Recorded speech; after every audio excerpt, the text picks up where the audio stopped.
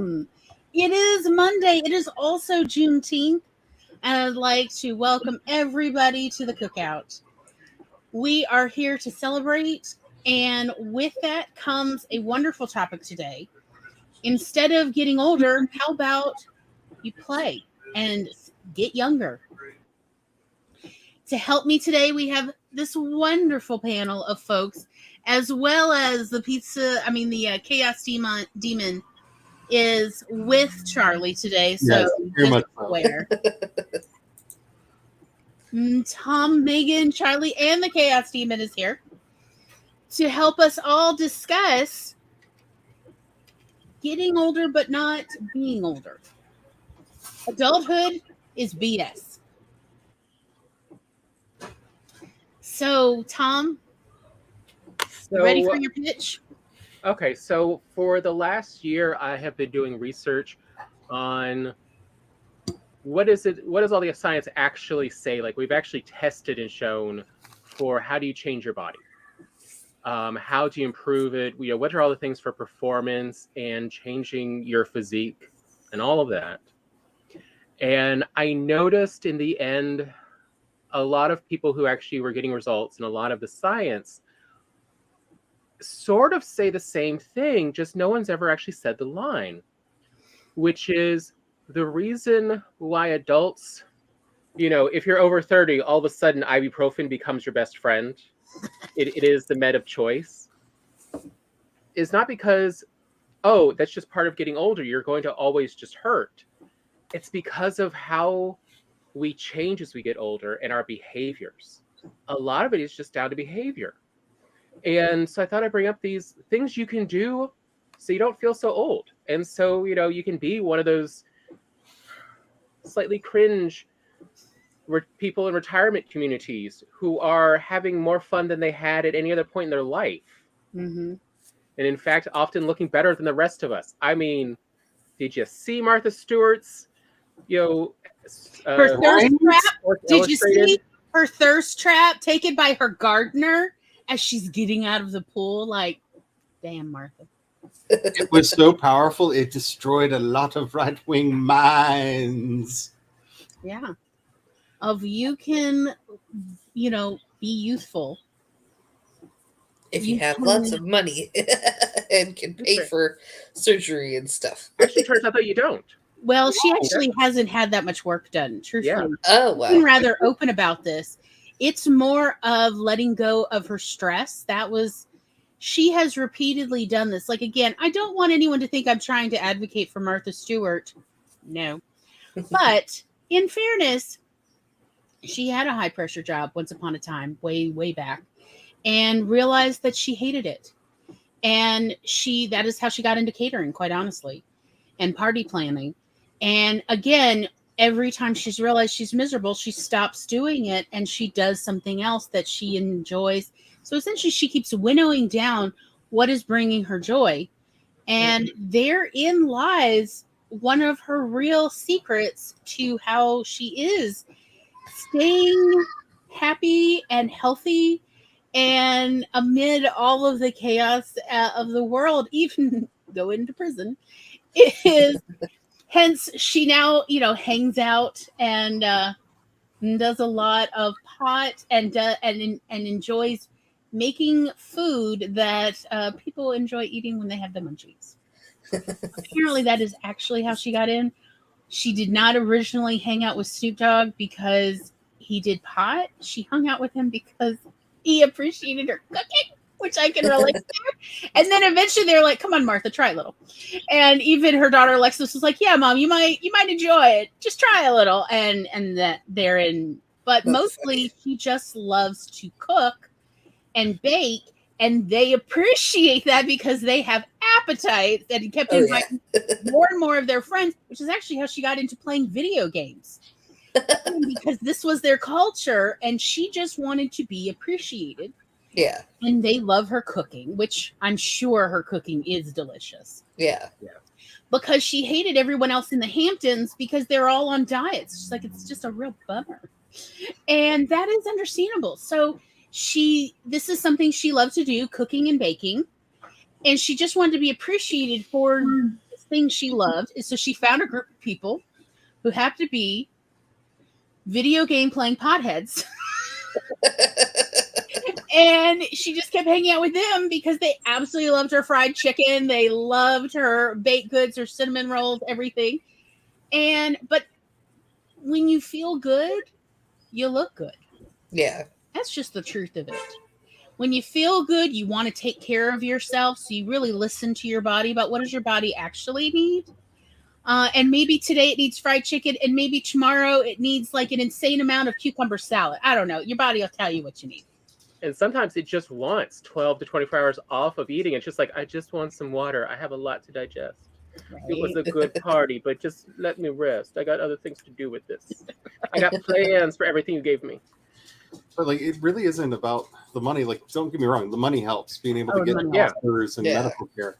But my grandmother, my grandma Nixon, she lived to 98 and was the most childlike person I have ever known in my life. Like, when stuff needed to get done, stuff got done. Don't get me wrong. We confuse childlike with childish in our culture way too much. But she was always playing. She was always pulling gags. She was always looking for that joke, that fun thing that she could do. And it was just so, like, even when I was a kid, when I was a little kid and they used to leave me at her house when my parents would go off to do other things, we would play so much, I would get tired first. Like, what, we're done? And I'm like, I need to rest, Grandma. I need to sleep. You know, because she was just always that kind of a person that, and she didn't like even, she never forced games on me. She was like, well, what are you into?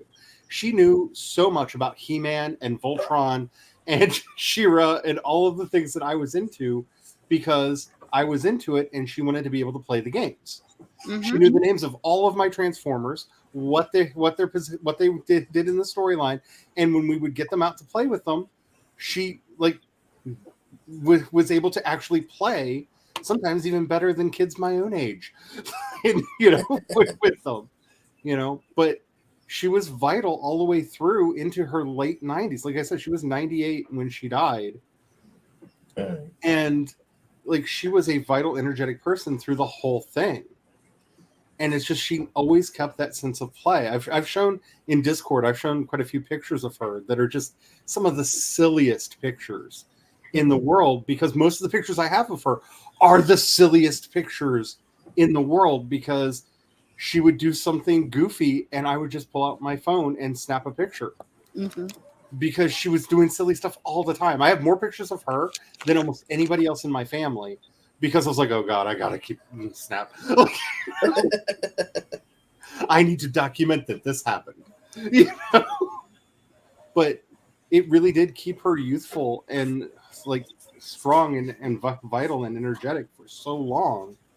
And this was a woman that, like, I know her backstory. Like, she had a lot of traumas in her upbringing. She had a lot of issues with her love life and stuff. You know, she had a lot of things that should have weighed her down and should have really brought her into this dark place, but she responded to all of that with joy and rebellion.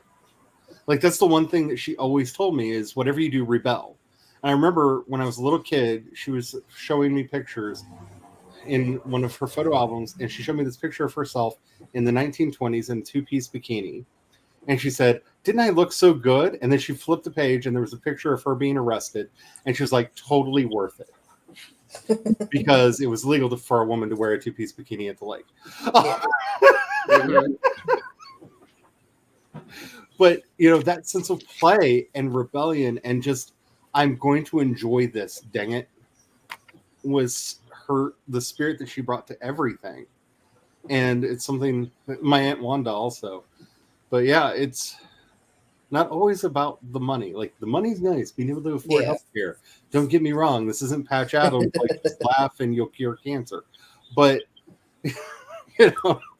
But there's a lot of pains and misery that you can avoid simply in your attitude and your behaviors. When I was going through massage school, they brought up that 80% of people's complaints were musculoskeletal that they went to a professional for.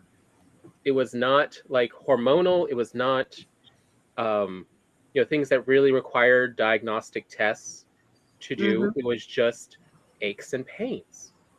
Mm-hmm.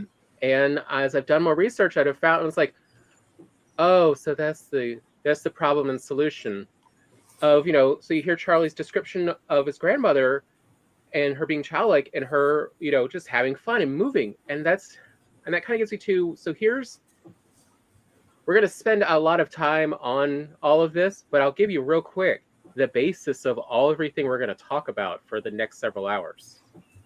And that is every day, absolutely every day, you need to spend 30 minutes to an hour playing like a kid, moving like a kid, at least an hour a day, and trying new things whenever possible, whether that's an activity, food, just something novel. And that will really halt a lot of the aging problems people hear about. My grandma, she lived to be 98 as well. She was just shy of turning 99, actually. It was like 2 months away, 3 months away, actually, from turning 99. And she would swear that walking every day was the reason she lived so long, and she was walking up until the very end. Even after she broke her hip, she recovered and was still walking, not as well as before, but that was her way of having fun, I guess. Mm-hmm. She was and enjoying the world. She wasn't like Charlie's grandmother. She was not as effervescent, I guess you could say. She was she was just my grandmother. There's really no good way of describing her. But she swore by food and walking and a glass of vermouth every night before bed. And that was her secret to living to 98. I believe one of our grandmothers also enjoyed a bit of vermouth. It's medicinal. But one of the things that we don't talk about a lot is how much depression actually hurts the body. Yeah. And there's a lot of science research that shows that our pain receptors do just start firing wildly. Like when we are in a state of depression and the brain can't figure out what's hurting, it just starts assuming everything is. Yes. And so your joints will start aching, your muscles will start aching, and there is a lot of pain that is associated with actual honest to God depression, not just sadness. I'm not talking about just being sad. I'm not talking about being in grief. I'm talking about actual depression. And that really is a limiting thing.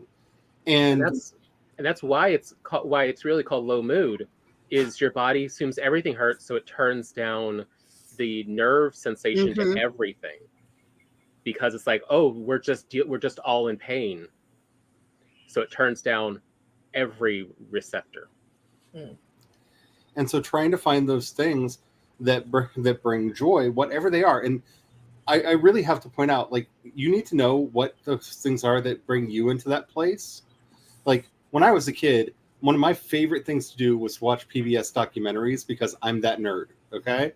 PBS documentaries are just great. So I'd like me a talking head talking to me about some overly complicated subject. It makes me feel like a kid again. I'm that kind of nerd. So just last week, I was having a really major depressive episode. And that's what I did. I just watched a lot of very deep philosophical discussions, a lot of science documentaries, a lot of things like that. And it did hit those dopamine pressure points in my brain. I know that's not the right word for it, but it's how I think about it. And it helped ease a lot of those psychological effects in me and helped me to kind of weather the storm that I was going through. because I knew that it was just a chemical storm. Like nothing happened.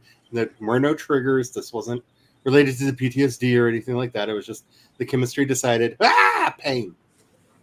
And I just had to, buckle down, weather through, and get to the other side. And so if that's your kind of thing, do that.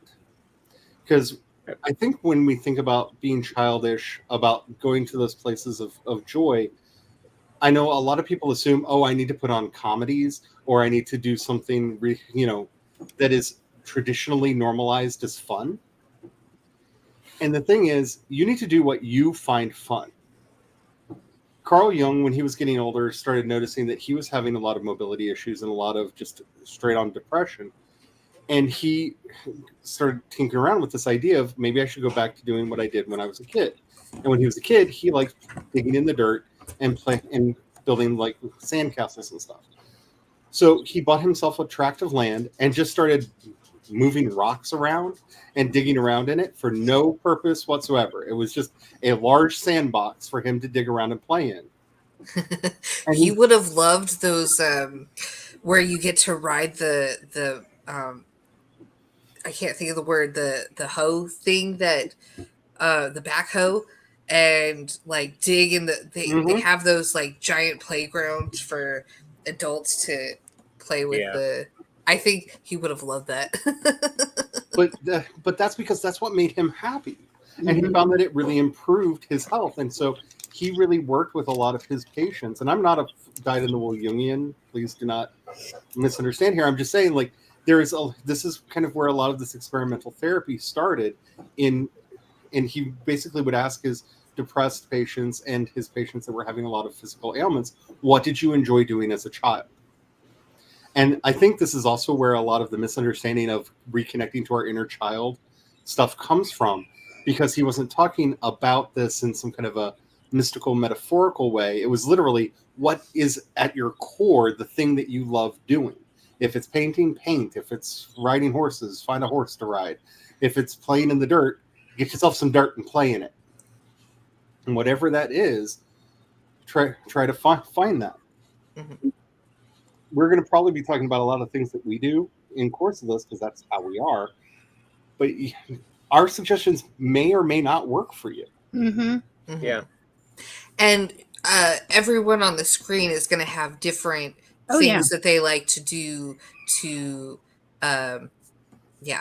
like not everyone is different and unique. So you might have to do some exploration of yourself to discover what is your thing. I also did want to mention, Heather brings up, she thinks unresolved anxiety and depression possibly results in her cancer diagnosis. And there's definitely some possibility to that, because we do know that depression, low mood, and anxiety do play haywire with your body's ability to heal and take care of itself. Yep. And your body's always got cancerous cells. It's most of the time it can take care of it. It's just when it's overwhelmed, that's when you start getting, uncontrolled growth and stuff where you have to go see a doctor about it. So actually, prolonged anxiety and depression have been known to coincide with an increase. Actually, it's more of a corollary. They're not sure, because also cancer can cause anxiety and depression to people as well, which is why if you have unexplained bouts of it, just all of a sudden, it is go see your doctor and just have them do a checkup on you. Yeah. Well, because depression and anxiety have been linked with affecting the human immune system. Yep. And so if your T cells and your B cells are not able to be functioning the way you would normally, that also can allow cancer to grow unchecked. But at any given time, I think it's like 98% of all humans have some cancer cells floating around in their body somewhere. Which is why they strongly advise against doing full body MRIs and CT scans, because you'll find something. It's not necessarily in any danger. Yeah, but you'll always find something. Like cancer doesn't always need to be treated. Your body can actually handle it which again, not trying to dissuade anyone from medical treatment, but in the very early stages, yes, the human body is capable of dealing with it. However, your mental state can negatively affect what your immune system is capable of handling. And there is a question about could that be affecting people's state of health, And when their body's ability to deal with possible cancerous growth. And when my sister was going through her cancer treatment, they actually gave her a psychiatrist to talk to because they really wanted to make sure that she was processing the information that she was getting properly and that she was keeping her mood up, because they were really concerned that if she started spiraling, it would negatively impact the treatment regime. Mm-hmm. And I mean, that's really what Patch Adams' research was actually trying to show and stuff. We joke about it now just being, oh, laughter can cure cancer. I was talking about the movie because the movie kind of has that message. Yeah, versus the real truth. I mean, he was a real valid doctor, and he did do his research and did, write down everything. But it was, he noted a very strong corollary between your mood and outlook and how well treatments worked. Mm-hmm. And another thing we definitely have problems as an adult that Cherry brings up, is that, you have good moments, but after the fact, you can feel removed from it. There is that denouement that can happen sometimes afterwards, because it's been a while since you've had such a big high that you're now back to normal, but it feels like you're actually at a very low point. And so, you do have to remind yourself of, no, it's because you just had a lot of fun, and it's been a while since you've had that much fun. And there'll be fun again. Yeah. And that is important. It's important that we remind children when they're having a whole lot of fun, like say they had a wonderful time at a birthday party or the fair, of we'll do it again. You'll feel happy and joyful like this again. And in the meantime, remember your memories and your souvenirs of the fun. That is why it is often important for people to pick up a souvenir of their very fun experience so that they have a physical reminder when they need to remember those happy moments. Even if it is seriously the cheesiest souvenirs, the silliest things. Yes, I still value my little Dolly Parton Stampede boot cup that we got when we went, like, what was that? Almost 15 years ago now. Yeah, something like that. It's like, somewhere around there. But we, it came with souvenir cups, these little boot cups. And we all kept ours, and Mom treasured hers too. And every time I saw it in Mom's bathroom, because she used to keep her toothbrush, I remember these are the happy moments. We'll have them again.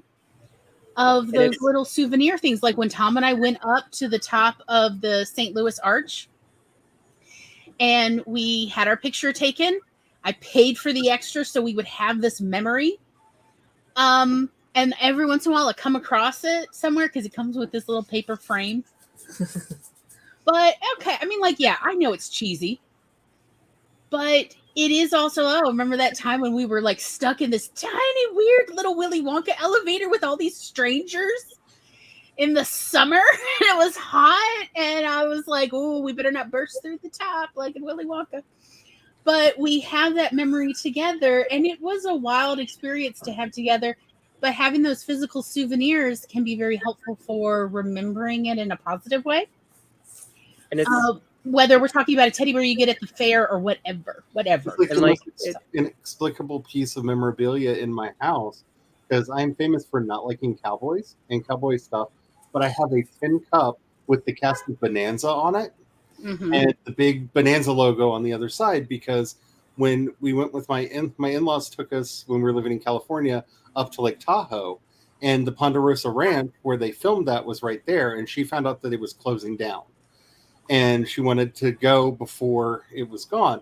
And so we went out to the Ponderosa Ranch where they filmed all that, got to go to all the film sets and stuff. It was an amazingly wonderful trip. And I look at that and I don't think about this Michael Landon show that was on TV. I think it's a reminder of this amazing trip where I got to see my stepmother try to get on my mother-in-law try to get on a horse. That was fun. And also, she was the one that the magician at the saloon picked on and made do all the magic tricks with. And oh, it was a fun time because she's not the kind of person that would willingly volunteer to go up on stage to be a magician's assistant. Right. And that also kind of reminds me about something Gloria and I years ago. We were doing our own research on what makes people successful in life. And one of the things we came across, and we were thinking about, like, all right, what is it we noticed in sports families? Because sports families often have a lot of successes. And it was like, well, what did we notice? And like, well, they are houses where you will always see pictures of the family. You'll see pictures of their achievements. You'll see memorabilias of it. And that essentially, and it's not done in a cringe way or an embarrassing. It's a, hey, look what they accomplished. You know, I'm still amazed that they did that. I'm proud of them. And it's those reminders. It is a bit of you succeeded in the past, so you will succeed in the future reminders. Because when you're in the lows, so that when you are in those valleys, these sports families, when you're in these valleys, you will remember, wait, there's other times when I and other members of my family have achieved their goals. We will have this again. This is just a momentary valley. It's not a permanent valley. And they do that. That's why they keep up like memories. They pick up pictures of the winning moment. They have happy, smiling pictures on the wall or on the mantle, again, so that everybody feels that they are surrounded by the love of that family, even when they're not present. And that they remember these lows, they are temporary. We will be at the top of the mountain again. We will each be there. We will be there together, cheering each other on. This is whatever this feels like in the moment that feels unpleasant. It is temporary versus the love of our family and the, happiness of achieving our goals.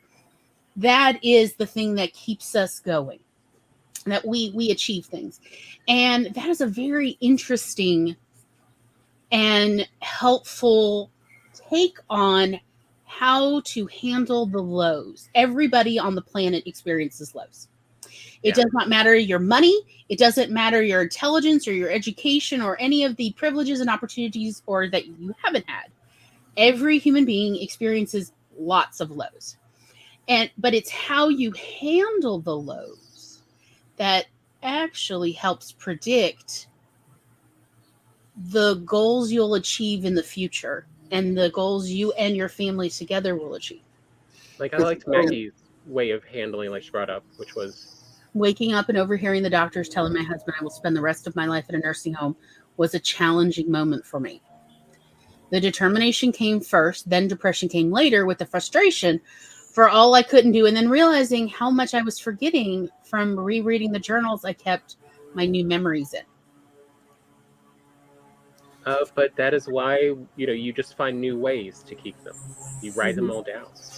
It's also important to remember that we're fighting our own evolutionary state when we're doing this. Finding joy is a hard thing for us to do. We evolved to fixate on and remember all of our failures as a way of not doing them again. Because back in the olden days, and by olden days, I mean like 5,000 years ago, 4,000 years ago, there were large animals trying to eat us. It was a sucky time. Yeah, much more stressful time. Like that, predators might come into your cave or your flimsy little thatch house and be like, "You look delicious. I'll take a child." And the problem is, our brain doesn't know how to tell the difference between I didn't get into the college I wanted and a bear ate Uncle Bob. Like, your brain does not know the difference between these two things. They're both bad, feel bad to us, but the brain does not understand the difference. Oh, no. Here's how unjust the human brain is. And I know this is going to hurt everyone to have to accept this, but this is a fact. Almost every human, unless you have, one of those weird, interesting genetic abnormalities, your brain has a 6-week average. And whatever is the average of those emotions of that 6 weeks That is your normal average. Doesn't matter how much or how little money or power or anything you have. Your brain just creates the new normal based on the past 6 weeks. That's it. Yep. So, and that is where the dangers of falling, of slipping down into feeling worse and worse, as Cherry brought up, of that emotional awareness of, like, she doesn't know that she's in it until she's very deep, and then she doesn't remember the other times when she was more cheerful and happy. And that is where your friends come in, because I don't remember where I found that quote, or if it was me, I don't know at this point. Yeah, the one about your friends are the people who sing you the song of your heart when you have forgotten it. Back to you. Yeah. So that you can remember who you were.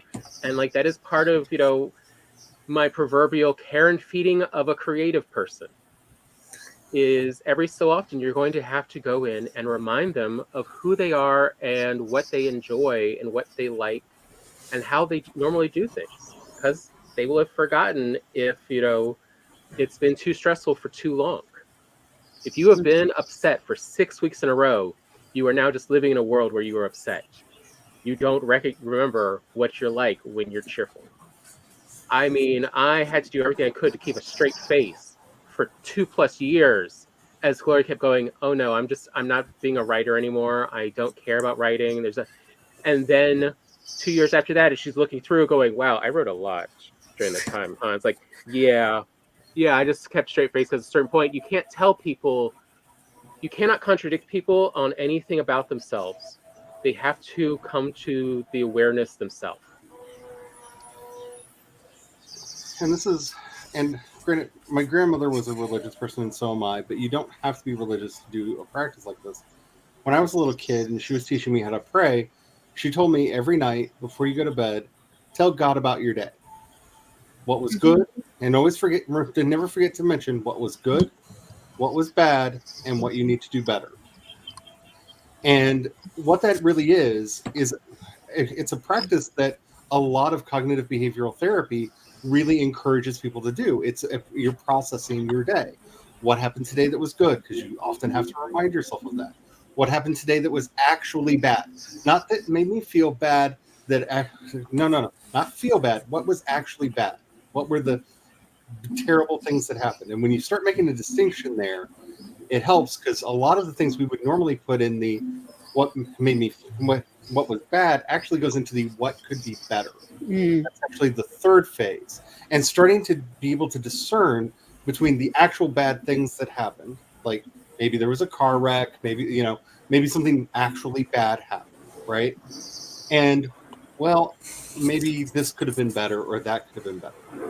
And when you start phrasing those ideas in your head as this could be better, it adds a layer of optimism to it, and a layer of hope, and the very good, healthy kind of hope, the active kind of hope that tells you this is a goal to improve this, not someday my prince will come, but, oh, honey, I'm going to go out there and I'm going to grab me a prince. And that practice is something that she did her entire life. Very often when I would stay over, we would do this together. And I would hear her talk about some of the things that had happened that I would have classed as a bad thing.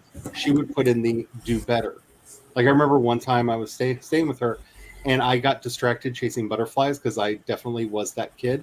And I jumped into a barbed wire fence. Ooh. Ouch. And so I had little holes all throughout my body where this barbed wire had taken a nice little nip out of me. Still have one scar from it on my left arm. But I would have put that in the bad day category. Because in my mind, I was going to put that definitely in the bad day. She didn't put that in the bad thing category. She put that in the do better. Because I needed to learn how to pay more attention to what was around me. I needed to not only have fun, but be more cognizant of what was going on around me. And she recontextualized that for me. So instead of I had a bad day, I now had a good day running around with the dogs and chasing butterflies, but I need to be better at paying attention to what I was doing, and was no longer fixating on the evil fence that tried to eat me. Which, as a child, things can be very, exaggerated because you've never had the, experiences before. Mhm. And Yeah. that kind of recontextualization is very handy and very helpful in moving through a lot of these feelings, because we start realizing a lot of what we would put in the bad day category kind of are maybe, the pain hurts. Yes, the pain goes into the bad day category, but I should have been paying closer attention to what I was doing. But And maybe not. butterflies, Charlie, but butterflies. Was it the running of the monarch butterflies? Yes. Yes. Yeah. Young people, you don't know that once upon a time, monarchs used to migrate in rivers, air rivers that would go on for days. Yep. It was like, imagine a river of butterflies, like hundreds of thousands of them. They would run through these lines, not lines, but like these areas, like like an airstream, but they were longitudinal rather than latitude. And like they would go to South America in these like enormous airstreams. And we have a lot of milk thistle that grows around here, and they feed off the nectar from them. Yeah, I was like, I know they have mapped out the old migratory patterns of the monarchs, and I know you used to live. Yep. And so it was just like, I remember it as a child. Yeah. It would be 2 or 3 days of the monarch butterfly stream down here in South Mississippi in the 80s, and it was amazing. The reason why they came down here to South Mississippi was because they had gotten word somehow of a oil drilling refinery out in the middle of the Gulf. So they had a place they could rest on their way to Colombia and Venezuela. And they would literally, I saw pictures somebody had taken in the 80s. They would just cover this oil refinery for 2 or 3 days. It just breathed for days while they rested. And so all the men who worked out there would just put out water for the butterflies until they all got their drink, until once everybody was hydrated, they would then go the rest of the way to Venezuela. And it was just like, it was magic. Yeah. It was magic. Maggie says, I think having parents who had such positive, determined outlooks on life to balance out my father's violent, addictive behavior and my mother's toxic codependency, I learned how to overcome being constantly angry. Preach. I was a rage addict like my parents. I overcame it by getting therapy as a teen. Then I did it again and again and again because dark emotions are an addiction like alcoholism and sex. Yep. The endorphin payoff for a rant is the same, but the payoff for appreciating peace and joy and the little things is much lower, but longer lasting. The good habits are a choice and our work, while just having the rant, it's a quick release with no effort. Justification absolves guilt. And that is how rage starts to live rent-free in the headspace. Yep. Amen. Preach.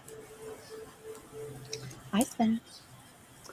So one of the things it's hard to relearn as you get older, that you kind of forget and you took for granted as a kid, is just how much novelty there was in the world for you as a kid, because everything's new.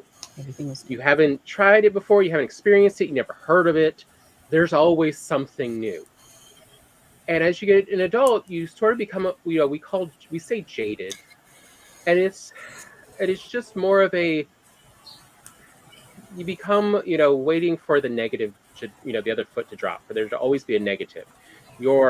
You're afraid to be cheerful because something's going to come and ruin it. And often it doesn't, but it's just that anticipation of things being ruined will ruin your enjoyment of it. And that's what it's like, you have to sort of relearn this whole, it's okay to be happy just to be happy. It's okay to just enjoy something because it's new and different. Or instead of going, I wasted my time because I don't have anything to show for it. Or just to enjoy it for today. Mm-hmm. So I was reminded of this actually yesterday. Okay, so there's a British show I really like to watch. And bless the people who keep reposting it. It's called Have I Got News for You? And like 2 or 3 days later, they then post Have I Got a Bit More News for You? Which is essentially the longer version of the same broadcast. So some of the stuff that wasn't quite so tight. And it is essentially about British news, but like done as a comedy panel show. It's well, anyway. So I know way too much about British politics now because of this show. I don't care at all really about British politics, but I like the show, and so I watch it on YouTube. And so Boris Johnson. just resigned effective immediately. Yep. And they were talking about this on the show. Highly recommend. Clive Myrie was the host. If you want to look it up on YouTube and watch it after our show, I just want to point out after. Anyway, so, but in it, one of the each team has a producer on each of the teams, and they are the ones who are essentially the showrunners. And Ian Hislop is the older. He was very conservative, but now conservatism, the Tories have gone practically regressive. So he is now technically middle of the road, which he's like, this is a weird place to be. But anyway, he is rejoicing in this moment of that. Isn't it lovely that Boris is not here right now? And the somewhat younger person on his panel was like, yeah, but surely he'll be back. And Ian says, but not today. We're going to enjoy it for today. Because what else are we going to do? There is a wisdom in that of, yes, tomorrow or next week, Boris may be back. Tomorrow or next week, Trump may be back. But right now, not here. Yay. Yay, yay, yay. Let us just rejoice and enjoy the moment because that is all we really have. We don't know what the future holds. We know what the future might hold. And I see a lot of that jadedness in, well, yes, but it'll be bad tomorrow. It'll be bad next week or next month or the next news cycle or the next election cycle. And it might be, but we don't actually know. But let us enjoy today. And we'll just put the rest out of our mind and just feel our joy for today and rejoice with each other of, finally something. You know, like when Danny, what's his name, got convicted. How nice. Scientology did not win. So nice. Or, what's his face? That Greta Thunberg got, arrested. Yeah. Oh, yes. In Eastern Europe. Because Andrew the Tate. ego was so big. Baited, what was it? Andrew Tate or whatever. Yeah. Baited him until he actually showed his hand so that the police could swoop in. Mwah! No notes. Like, will it all work out? I have no idea. But for the moment, let us rejoice. It is nice. It is nice when there is a moment of justice. There's not always. I mean, justice is not a guarantee.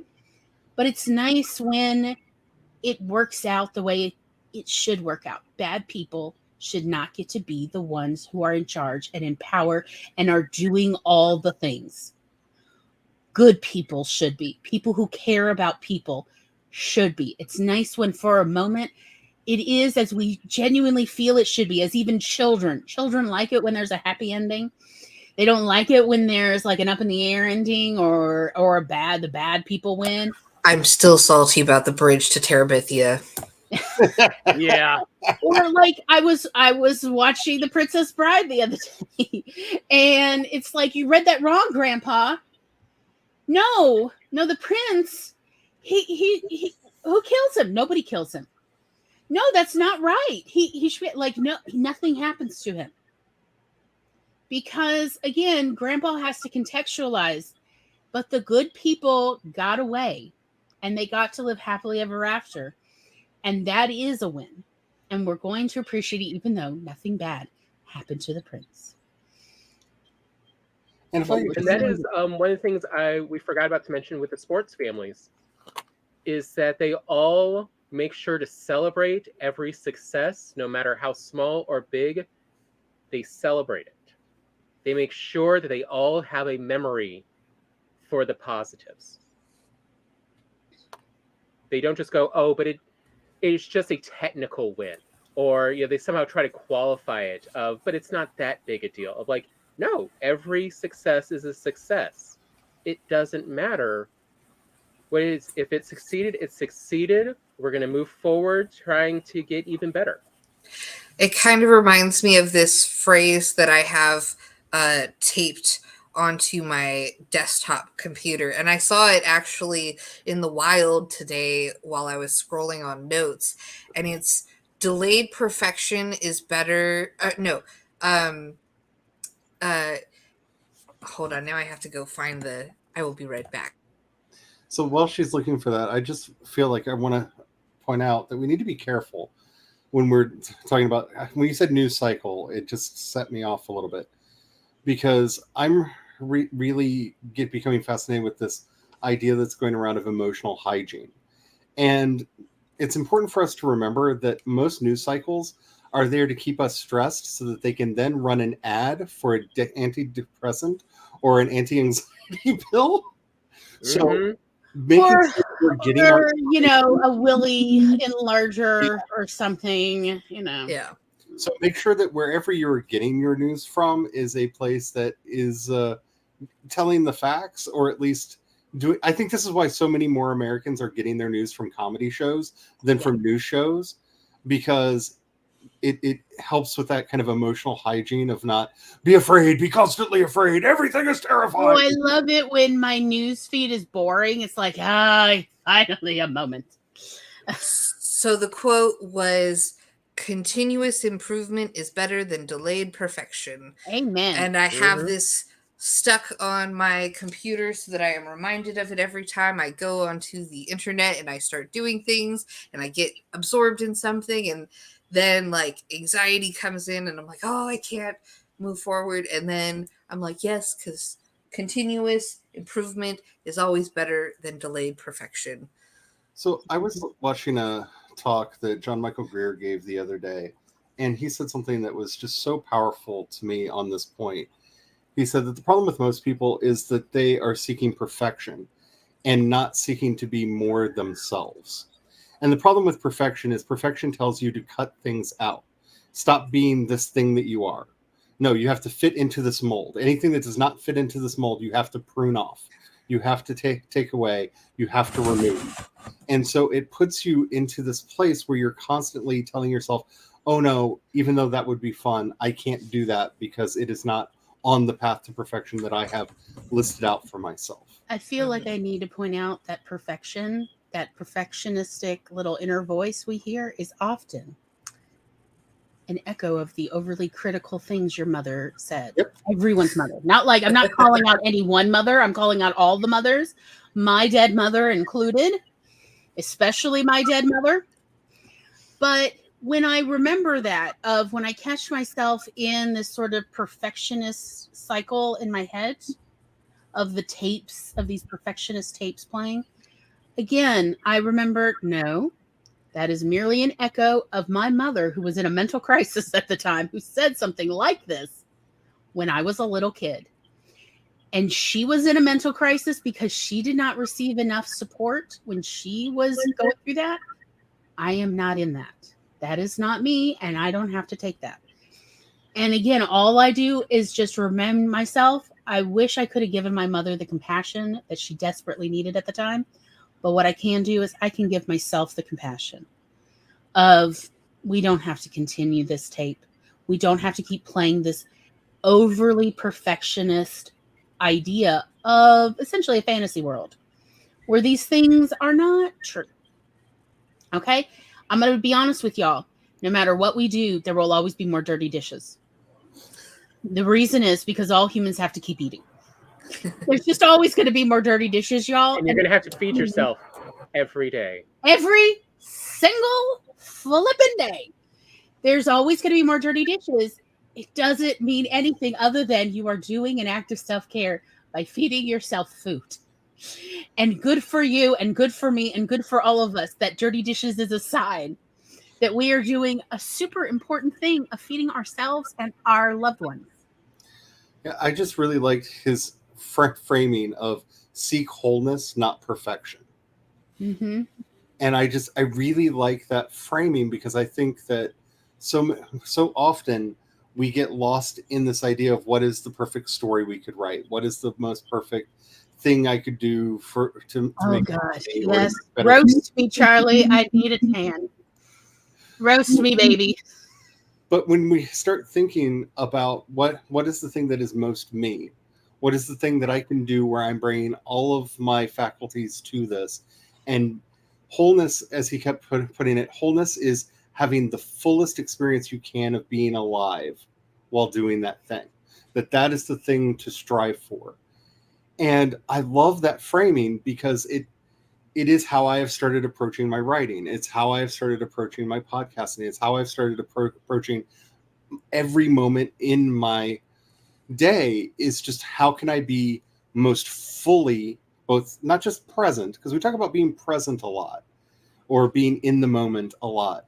It's not just about being present or in the moment, but being yourself, being okay and comfortable with who you are and what you are bringing into that moment, whether it is perfect by any standard or not.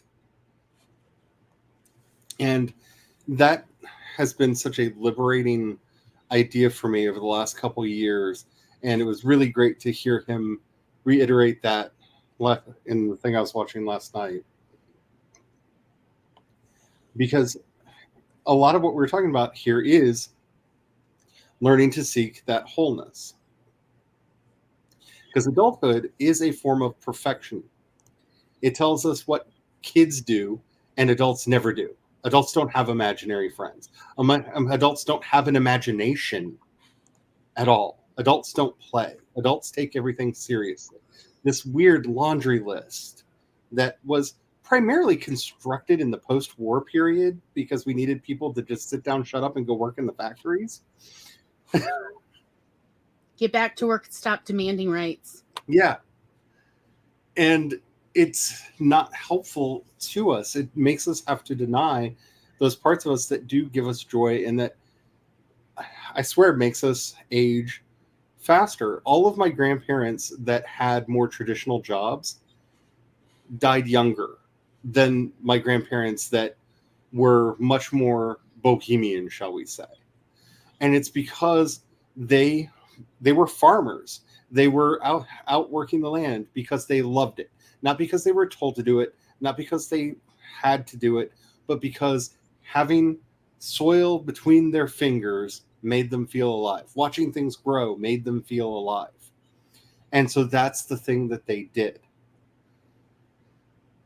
There's a certain power to that idea of learning to live that whole embodied self. And hopefully that's, by the end of this, you'll have a better idea of how you can do that for yourself. Mm-hmm. I hope so. As well as just to remind ourselves and each other of the things we love to do. You know, I mean, honestly, for me, having flowers in the house again every week has brought me far more joy than it should. But it is something that for several years I forgot how much I love. But Tom just goes and collects wildflowers, y'all. Literally weeds. He just weeds and random flowery trees he finds on or off people's property. And it brings me so much joy to look at them all week until next Friday, when he comes with another big armload of whatever wildflowers are blooming right now and anything else he found, and some greenery, random greenery. It brings me so much joy to look at them all week. I'm not doing anything with them. I'm not even rearranging them because I like how he does it. But it's something that brings me joy, and that also we can share. It's those little things of figuring out your coat, cracking your coat. Maybe flowers don't do it for you. I don't blame you. They die. But my mother, y'all, okay, I'll admit a bunch of things. Like, I never understood my mother. Even as a child, I did not understand her. As an adult, I did not understand her. Why did this woman love to make mud pies? I don't get it. When I was a child and she didn't think I was playing enough, she would try to, here, come sit with me and we'll make mud pies. And I mean, I would be 4 or 5 years old sitting there with her, just looking at her like she was insane. Like, why are you enjoying this? Oh, if you could have seen the joy on my grumpy, tiny mother's face as she is making a literal mud pie, stirring it up in the bucket. Now let's sculpt it. Oh God, I hated it. Oh, I am not a mud pie child and I am not a mud pie adult. But my mother always loved it. Frankly, I think she should have been a sculptor now that I think about it out loud.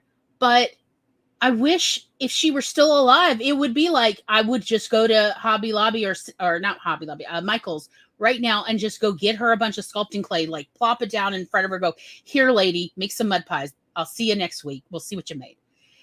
Honestly, that's what I would do right now if she were still alive, because who loves to do that much? But if you were one of those kids that loved to make mud pies, number one, you do not need to explain yourself to me because we are two different people. But number two, well, we need to get you some mud or some clay or, I don't know, paper mache, something, and so you can sculpt something, because if that brought you joy then, it will probably still bring you joy.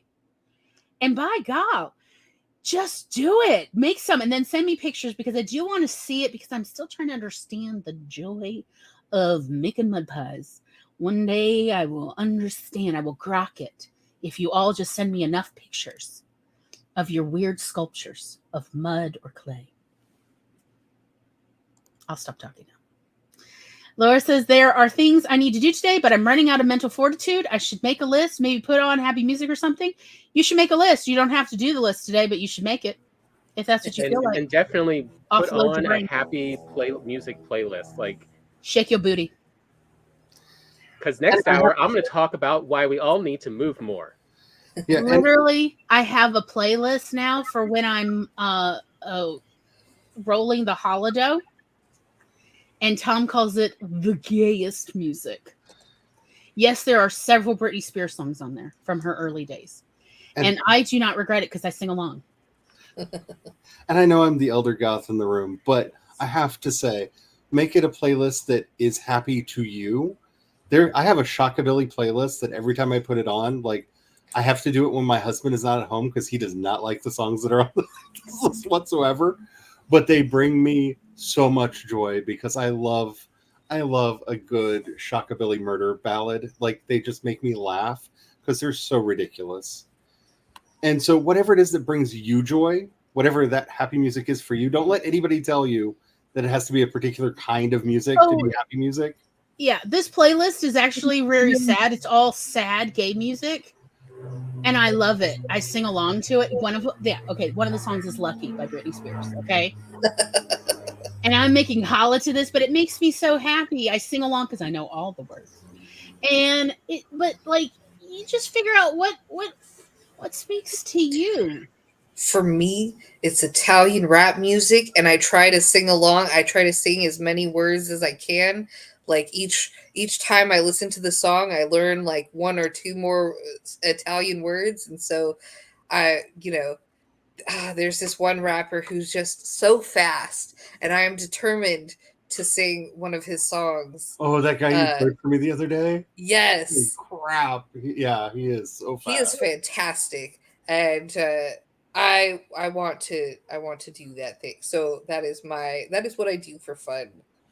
When it comes to what'll get you moving? Like, yes, also on the playlist is Meredith Brooks' most famous song, which YouTube has a hard time handling the title of the song, and I love it. It just feels wrong. It's fantastic. I mean, look, I'll be honest. On my playlist for Getting Up and Moving is Elle King's X's and O's. Yeah. Hopefully, fingers crossed, we go see her at the fair. Yay. I'm so excited. Like, yeah, she is fantastic. But yeah, like, what is it that really that you never tire of? A couple of songs. Play that today. That joyfulness, that maybe even a little bit of that naughtiness. That was one of the reasons why Mom loved to do the mud pies. Her mother, our mother's mother, Grandma Marion, I guess did not really want to be a mother of young children. It was the 40s. And did not ever want her daughter to get muddy and dirty. And so mom, as a little kid, was not allowed to play mud pies and to get anything where her hands would get dirty because her mother did not want to have to clean it up. And, you know, seeing mom play mud pies, mom got incredibly dirty. Even I'm like, my God, how is that possible? But she would get so dirty doing it. And then she would feel so much guilt afterwards that I could see it. 4 or 5 years old, I could see the guilt on my mother's face after she and I had played mud pies because I knew how much mom loved it. So I would play along with her. But afterwards, it was like she would come to her senses and then feel very guilty, even though her mother had already passed away by the 80s. And yet it was ingrained in there. And again, let us send compassion to the old tapes in our head, the old things that we hear, whether it was a parent or a caregiver or an older sibling or cousin or something. Let us just send compassion to them. Anytime we hear those old phrases that make us not quite love the thing that we love doing, let us just send compassion, because we're going to have to come to peace about this. It's killing our joy. So yeah, mom used to hate it that I would bring flowers into the house because, oh, they're going to fall and then there'll be petals everywhere. And I'm like, we have a dustbuster. Are you going to clean it up? Yes. And that's what I would do. As soon as the petals on the carnations would start falling, I loved using the dustbuster, y'all. That hand vac. Oh my God. Do you not feel powerful when you use a hand vac? It feels so I don't know. Maybe it's just me. But let us find those joyful things and rewrite the negative tapes that we sometimes hear after we do it or right before. And on that note, how about we do a nice little sprinty sprint? I have loaded up for our quick bio break Laura's fantastic 10-minute Pets of AuthorTube timer. So we can all look at all of the adorable little pets and their sweet faces. We will see y'all on the other side. What a lovely time to make sure you have something to drink. Do you have a snack? I made myself a sandwich. That is what I should be enjoying. I hope everybody gets a snack, something to drink, or maybe just walks around a little, stretch their leg. And we will see y'all when we come back. I assume we will be talking about more of the same. I don't know. I will be heading out, so okay. I will see everybody later. See you later, Megan. Bye. Bye-bye.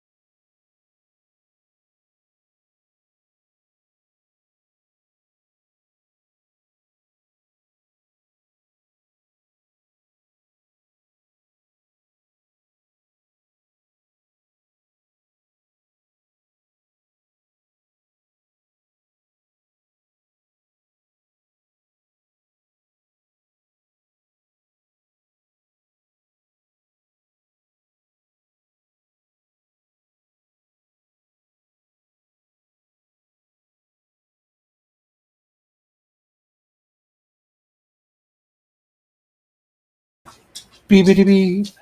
Beepity beepity beepity beep. Now I'm a little scared because I literally went outside. Tom, I left you in charge.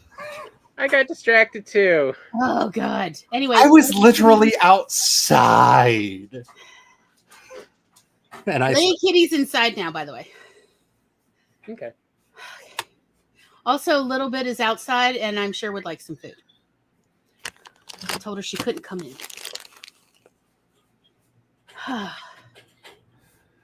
So hello, Jenna. Hello. we were discussing getting several more rosemary bushes. Very nice. Yes, good job on the Beebity Beast, Charlie. Good job. It's been a while. I'm a little rusty. Next time I'll send you a message. You're in charge. What? That's dangerous. I had a bathroom break, and as I am headed there, I yell to Tom down the hall, "You're in charge. We're going to the bathroom." And then Tom proceeded to not. You can hear the complaining dog in the background. I took her out to the deck, and we were running around on the deck Nice. with each other, and she's just like, "Why are we back inside?" Woof, sad wolf. We're under a heat advisory right now, so Kitty was very happy. She was waiting for me to open the door. She showed up on my app, Tom. So I'm wondering if just when you tried to scan, if she was out in the direct sun and the air tag was overheating. It hadn't updated in several days. That's what made me. I refreshed it and it said she was right outside. So I went and opened the door and she immediately came. Very much ready to come inside. Oh, yeah. Yes, we're under a heat advisory today. I'm glad you got some doggo playtime, Charlie. It was fun. We're basically trying to plant a garden out on the deck of things that, if they need to survive, we're not upset bringing them inside the house to survive the winter. Mm-hmm. But since I have a hard time with steps and everything else, we're trying to bring the greenery in. Yeah. Good thinking. Yeah. Again, it said rephrasing it in ways of like, what is accomplishable, not, but I can't do that because I don't have that ability now. It's like, well, what do you have the ability to do? How can you have fun with this? How can you still enjoy it? And this gets to the next one that like we will spend an entire show on later discussing, because I have plenty of these to do with people. But as adults, we need to move like kids. And what I mean by move like kids is inefficiently, with a little bit of abandon and unawareness of our surroundings. But awareness of the holes in the floor. Yes, and where the walls are. And where the barbed wire is. Yeah. Yeah, that's been But bane of but mine. what I mean by that, and my example I use, like I told Glory earlier this week, was if you tell an adult to go look over somewhere, they will literally just go, that's it. They will move their head as little as for their eyes to be able to look at it. Like they won't even move their head completely to face it. It's just how much do I need for my eyes to be able to see it. That's it. Kids will move their entire body. They will, and then they will move around a little bit more. They'll even walk over to go get a good look at it. And it's those gross motor movements, those overt motions that keep your joints lubricated and your muscles relaxed and toned correctly. And this kind of started with, Glory reminding me about that old magazine exercise about, so if you want a thinner waist, you need to do the twist. And it's just, easy motions, and it's just a few minutes a day. Not even. It's like 1 to 2 minutes. It's nothing. And what it reminded me of is, so when people complain about stiffness, what they're really talking about is, so when we went through science class, we were told our blood transports the oxygen for our body. We think the blood is vital for us to live. And well, yes, it is. It does, especially for that oxygen we need to, make energy. But most of the calories and the trash that your cells make, the metabolites that you need to get rid of, all of that doesn't go through your blood. That goes through your lymph, which is actually twice as much liquid as your blood at any given time. And that does not have the heart to keep it moving. That just uses your body's movement, your joints moving, to move everything through the system. It's a little pump system. It's kind of like those old, if you wanted a water from your well, you pumped that handle till the water came up. Stop coming for me. You know I was raised in the 1800s. Oh, I worked Wait, with them did it too. not? But let's be honest. Once you got that pump going, didn't it feel like you had achieved something? Oh, it really did. It's just going, and it doesn't stop even though you stop pumping. It was the It coolest goes for a thing. bit. And It was like so gratifying to the old pump. Like you're there for a while, but then once you get it going, ooh, it just feels like you achieved something. And that is how your body works too. That is why you hurt so much when you have to stay still for hours on end. Like when people talk about how much it hurts to be on an airplane, especially those long haul flights, it's because they're not moving and they're keeping their knees bent. And so nothing's moving. The fluids build up. You hurt because no new nutrition. Your body want more nutrition. I do like Heather popping in and out. Came in at children's movements and playing. They know what they need. And so it's really, you need to spend an hour a day playing with physical movement. Whether that's, look, I know we used to joke about it, but as the youngins have been rediscovering,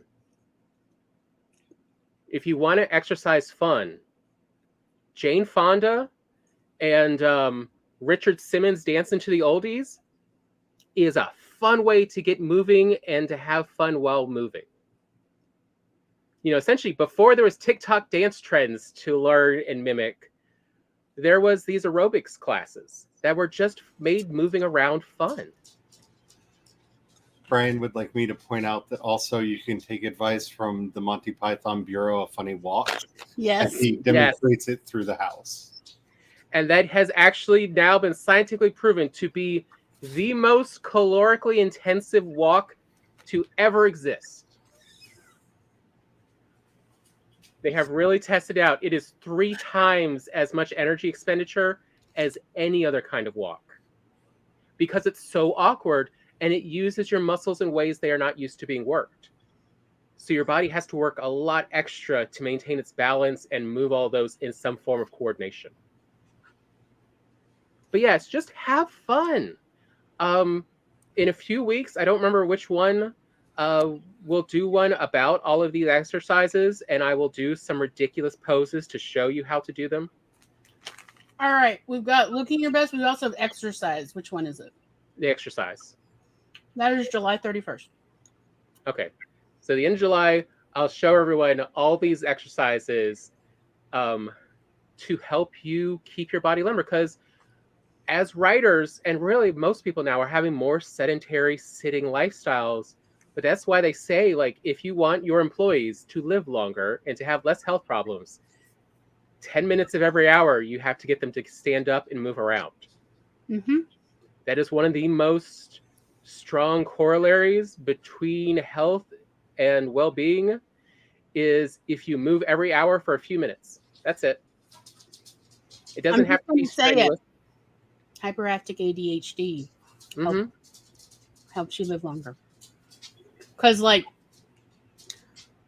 while originally our little 10-minute bio breaks were really for the introverts in our panel to have a little rest from peopling, I get up almost every single time we do a 10-minute sprint. And if anything, I'll just putter around or I'll go bother Tom. Mm-hmm. That's right. He doesn't get to be free from peopling. And I feel better, just to move the body a little bit. But it's like, do silly little dances, especially if no one's looking. You will make your body happier.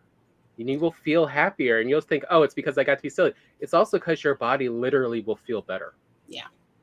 And that's what I meant about, move like a child. And explore the amazing art of the chair dance. Mm-hmm. For those Yes. of us who have bad knees and bad hips. Oh, absolutely. I mean, come on. Every child has the wiggles several times a day. As adults, we just ignore the wiggles. We still have them. We still need to wiggle.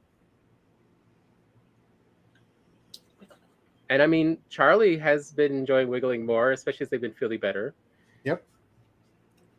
I mean, definitely a quick plug for if you have water retention problems, potassium is your friend. That is how your body gets rid of extra water. Mm-hmm. You just need to put salt everything with potassium.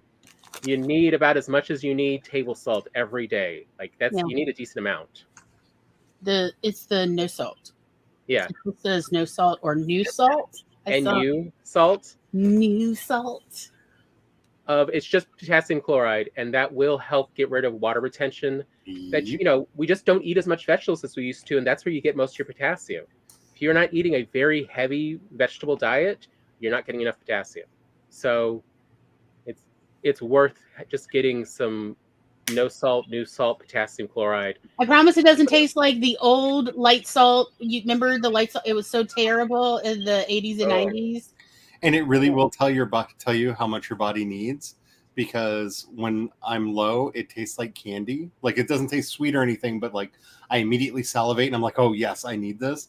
And when I'm at a good level, it has a little metallic taste to it that I just it's a little I don't want to eat more of that. I find that happens with the light salt because of the magnesium. Mm-hmm. I apparently never have enough potassium, so it always tastes good to me. Yeah.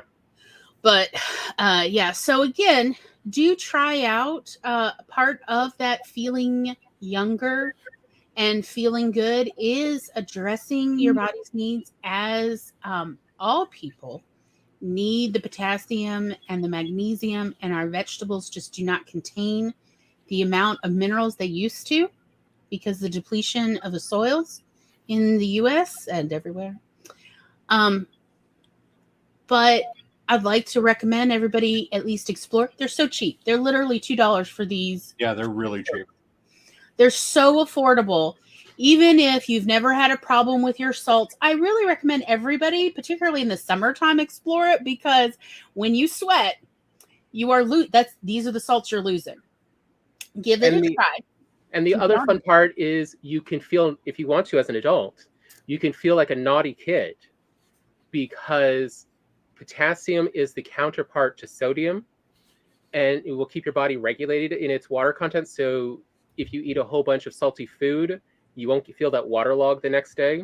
Mm-hmm. You can just heavily salt with potassium as long as you like it and go like, oh, I'm eating such salty food. I'm so naughty.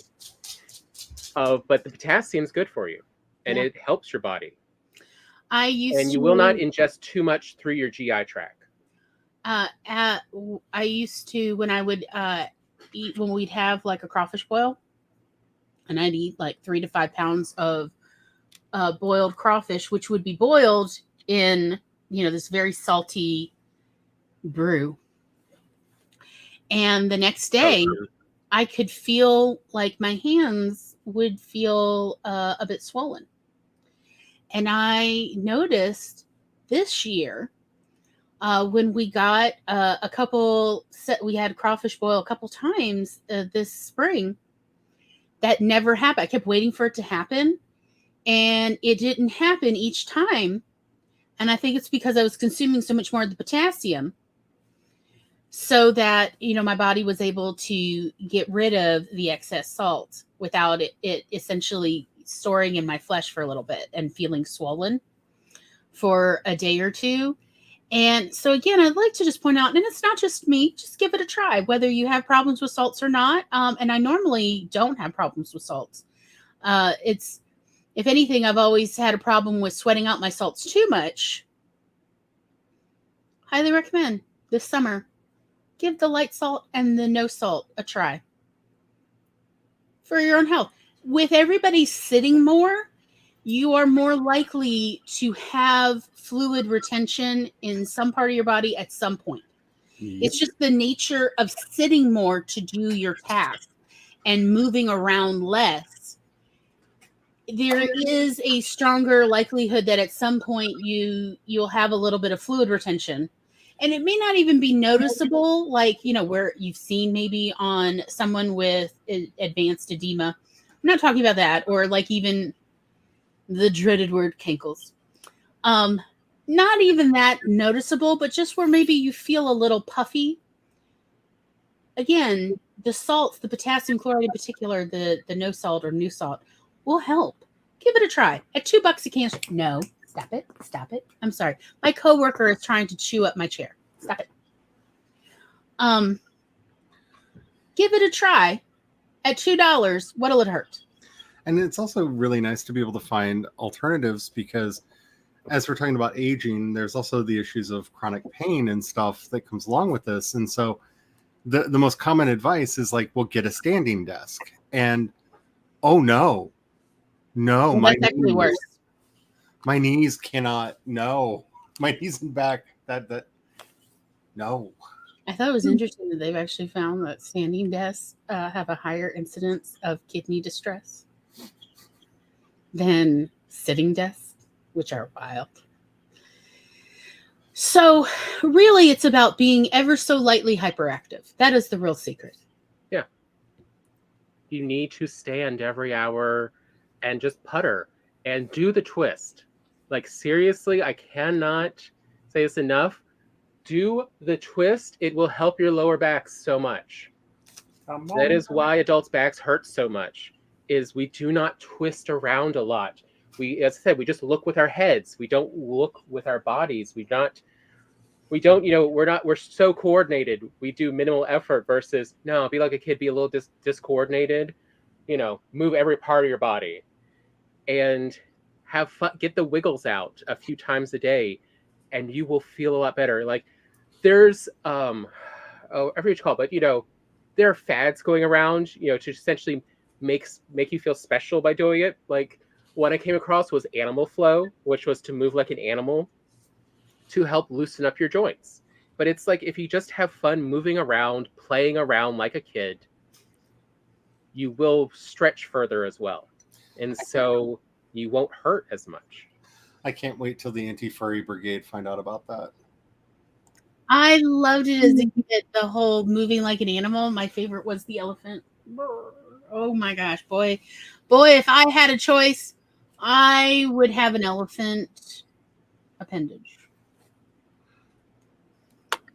Trunks are cool. Yes, they are so cool. Hence, how much Japanese anime making jokes about boys and elephants. Yeah, but elephant trunks are cooler than... That's true. Look, we all have envy for elephant trunks. They're so cool. I mean, they can swim 100 miles that way. Except for that weird part where if they grab something with their trunk, they can't smell with their trunk. So it's one or the other. Evolution is wild. But you know what? It's still cool. It's still super cool. Yeah. And I just have fun. Find some stuff that you physically can move and do fun with. I mean, you can actually find on YouTube a bunch of different exercise, like 5-minute exercise videos aimed at children, including where they're moving like turkeys, and then they're moving like elephants, and they're moving like whatever, insert animal here. And you know what? There's no law against an adult in their home doing it with no children present. It's not against the law. Give it a try. I've thought about this a lot, and I think one of the greatest shames, like, if we could get past the stigma and get people to play around with them, of opening adult playgrounds. Mm-hmm. Because you can't go to a regular playground because everything's too small. Everything's too tiny. But that's also, people do frown on it if you didn't bring a child. I've learned that one. Yeah, like they will call the cops on you. Like, all I wanted to do was swing. I did not want to be around your children. And think about all the little body motions that you have to go through just to do. You got to pump your legs. Got to pump. Yeah. Got to pump. And Let's see how high I could get. And slides, like you have to climb up the ladder, and then your body goes through a lot of contortions as you're like, no, if I hold my body like this, then I go faster. Like all that fun stuff. Mm-hmm. But again, we have this idea that when we don't have playgrounds for adults, we have gyms. No, but gyms are no fun. And I can't see myself going to a gym. I don't want to build muscle like that. You know what I'm saying? Like but you give me a place where I could go and get on a swing for a while. Like, yeah. Or a merry-go-round. A merry-go-round. There are slides that I can just, I hate climbing ladders, but if there's a whee at the end, I am all here for it. So, you know, the merry-go-round, like the low key one, the one where just you could just push it, and it had like all these the corgi on the merry-go-round. Yeah. We had one at the old version of the local zoo in the park, and that part of the park was always open. The zoo was free, but the zoo was sometimes closed. You know, nighttime, whatever, and on the weekends. The animals need their sleep. Sure. They need their alone time away from the humans being crazy. They needed their smoke breaks, Tom. Yes, they also need their smoke breaks. This is not a metaphor or a euphemism, y'all. These were all former circus animals, and they all needed their smoke breaks, their actual smoke breaks, and then the marshmallows. Anyway, because apparently circuses run on cigarettes and marshmallows.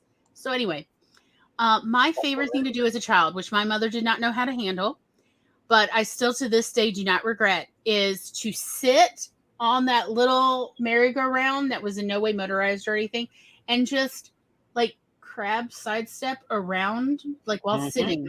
Like I was just the ultimate sitting child, okay? And I just do that. Oh God, it actually made me happy to do that for like an hour. My mother would sit there on the park bench just going, don't you want to get up and like run it around? I'm like, no, I don't want to run it. I just like it doesn't go too fast. If it goes too fast, I'll get nauseous. Like that was me as a kid. I was always a stereotype. But I think that's why like things like SCA and things like that are so popular with a certain set of people that are willing to go do that, because you get to go play pretend. You get your rubberized swords and you get to go out there and play pretend battle. It's that playtime again. Yep. And it's physical exercise. You're getting up, you're running around, you're doing things. And I don't know, I think that we would have a much healthier population if it was just like, hey, you want to go to the playground? I mean, yeah, you bring up actually a good point, because one of the biggest, I forget what you call it, but percentages of a population that LARP in some form or another is Finland, who does have the happiest people. Yep. So, yeah. I mean, really, what are they LARPing? Oh, they LARP a lot of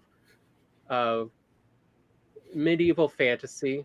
Yeah, there's a lot like of when you see those crazy realistic looking LARPs, like this looks like a movie set, that's often Finland. Yeah. But mosquitoes. Anyway, they get frozen out, Glory. They die there. Apparently they have enormous mosquitoes in the summertime, Tom. But it's all the fun things. You get to dress up. Like you get birds. And mosquito birds. Yes. So I actually have a friend, and their whole family is into Mandalorian cosplay, but they do more than cosplay. They also have lightsaber battles or sword. I don't know. Apparently there's a lot of sword fighting. Yep. And in the Mandalorian stuff. And they had a whole weekend of it recently here in Mississippi. All I'm picturing in my head right now is Bill and Ted's Excellent Adventure and Joan of Arc. Yes. But Mandalorian. Yeah. Yeah. Apparently that went down. I suggested take your ibuprofen and took a nap.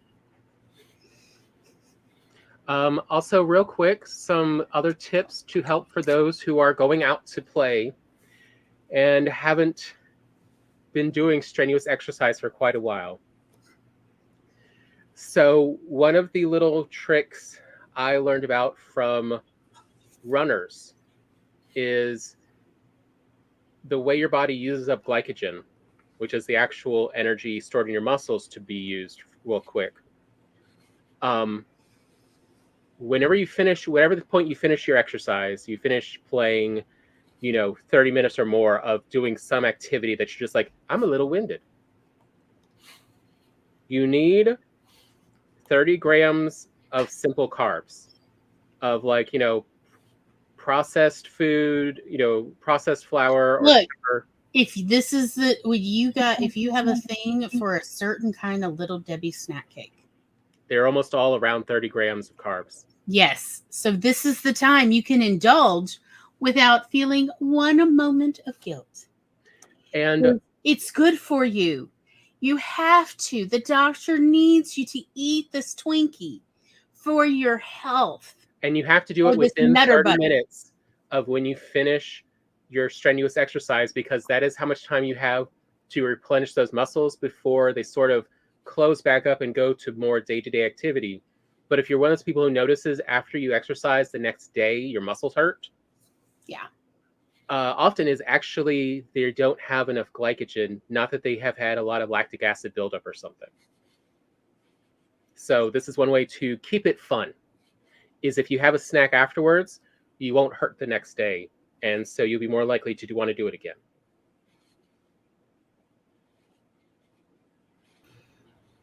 Brian is not wanting to play along with us. Oh dear.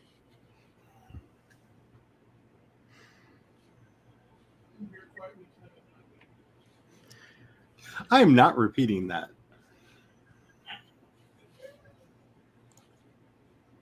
Love Maggie's like, my exercise is chores in the morning, regardless of how I feel, and some weeding time before the sun gets too bright. But again, though, it does keep you moving in a lot of ways. Like you are twisting around, all your joints are moving. And that is the secret to not hurting as much, is you have to get those joints all moving. Mm-hmm. Also, it keeps you from developing blood clots. That's the other danger of sedentary is, the blood pools and then a clot can form. Yep. It's also really good for combating depression. Mm-hmm. Since a lot of we're now finding a lot of the neurochemicals you need, namely dopamine and serotonin, are made in your gut. Yep. And you need to move around to pump all of that into your brain, where it can be used and help and make you feel good.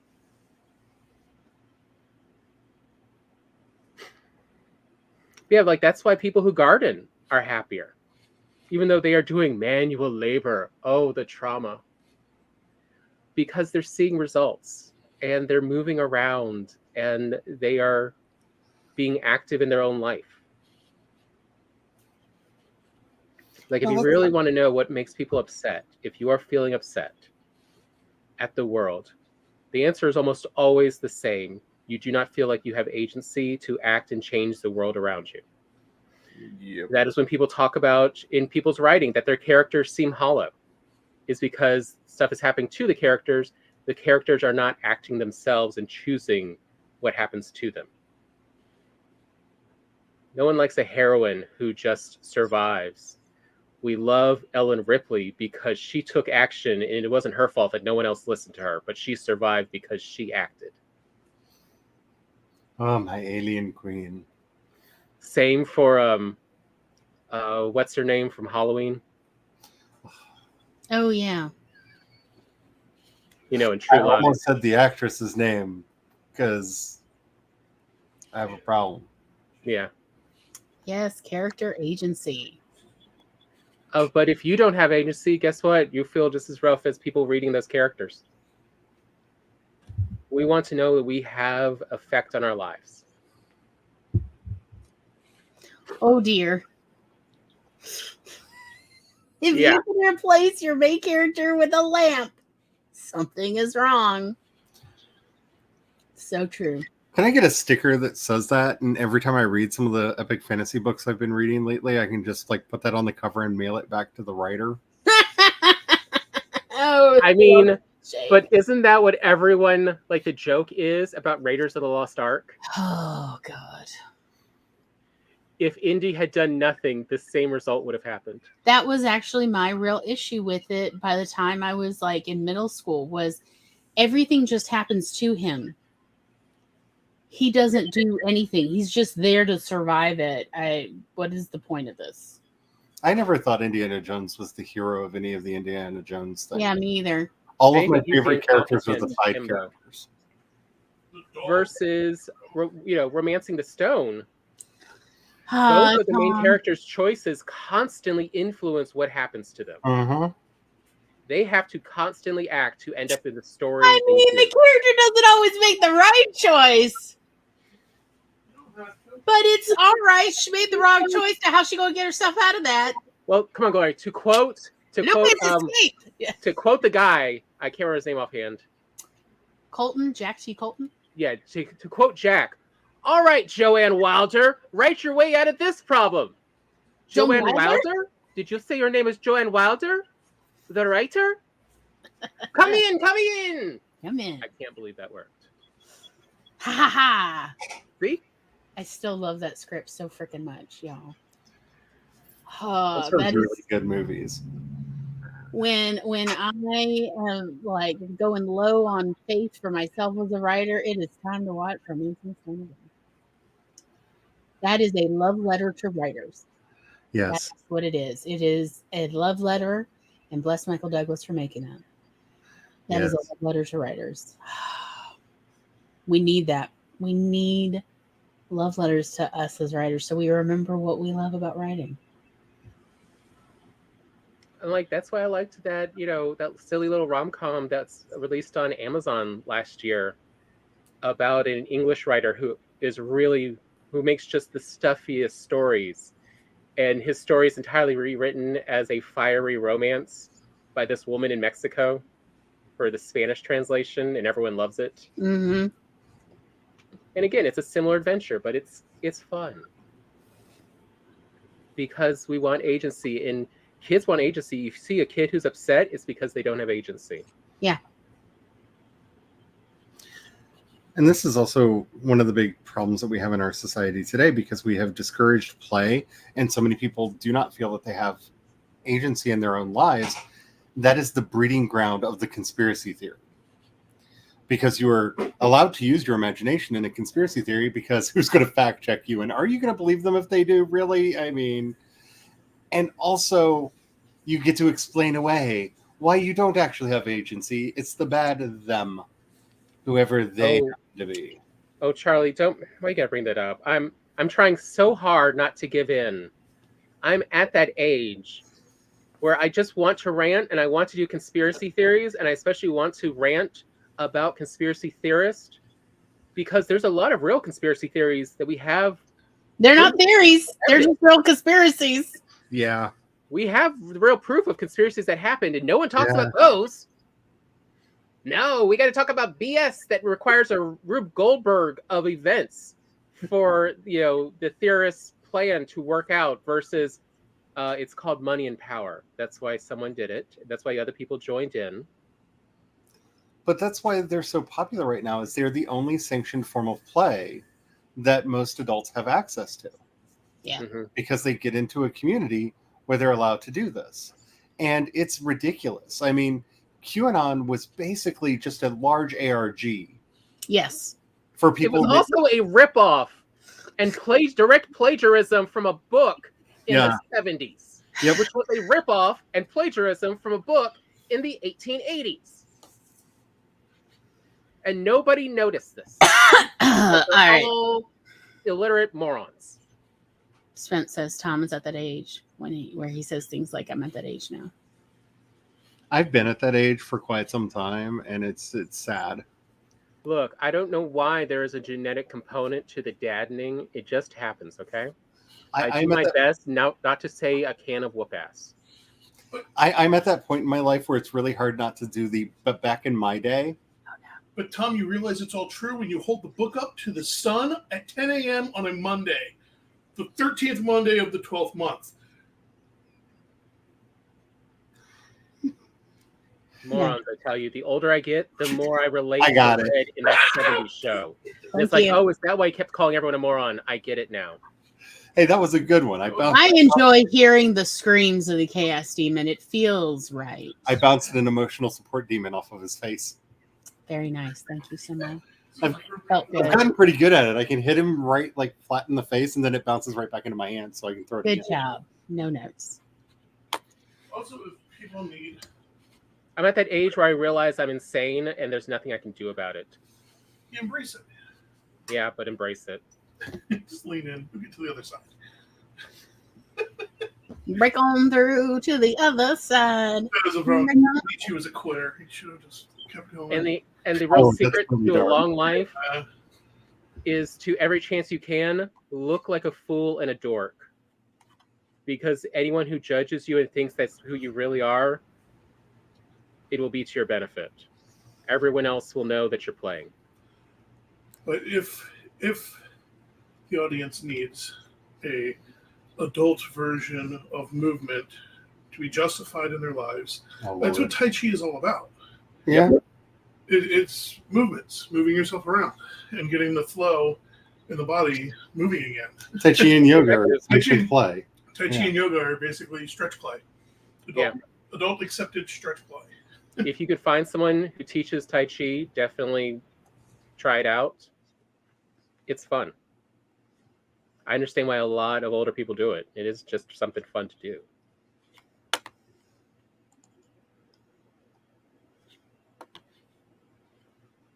That is called being at that age. Where you know you need therapy, but you trust none of the places around you. I'm like, because they're incompetent.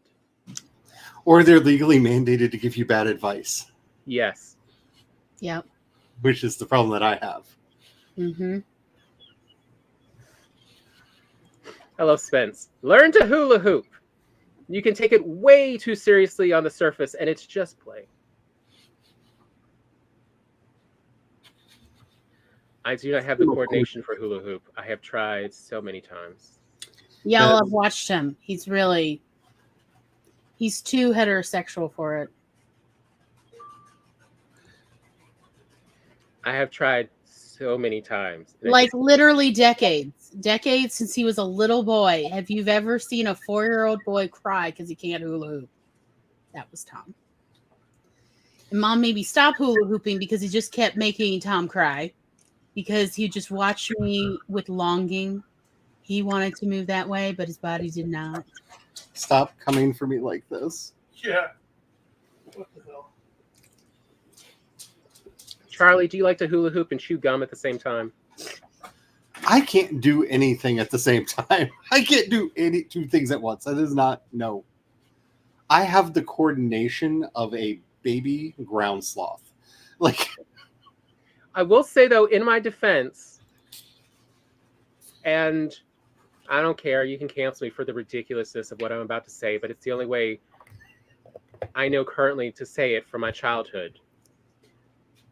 But I do dance well enough that even in high school, all the black girls like to dance with me at the dances. I can move my hips.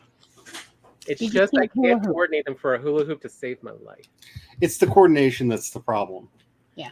I can move my knees, my ankles, my hips, but just not in that way. Yeah, like we have been trying to coach him on this, like everyone in the family, for decades. It just There's a delay in the brain. Yeah. When I think the hoop Yes. is in one place, it's actually in a different place. And Yes. I can't match them up. I can't figure out that delay. The only way he can hula hoop is if I stand behind him and keep spinning the hula every time it slows down while he just keeps moving. And then you remember that? You remember that? It's the part where, as everyone else is staring from across the park of just, what am I seeing here? Like, I realized my signal processing issues when, does anybody remember pogo balls? Like, Oh, God. pogo balls were a thing. Yeah, I fell off those things so much as well. Oh yeah, like I gave up on the Pokeballs.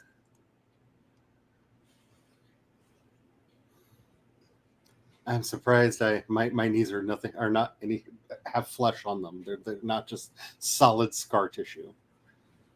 Thank you, pogo balls.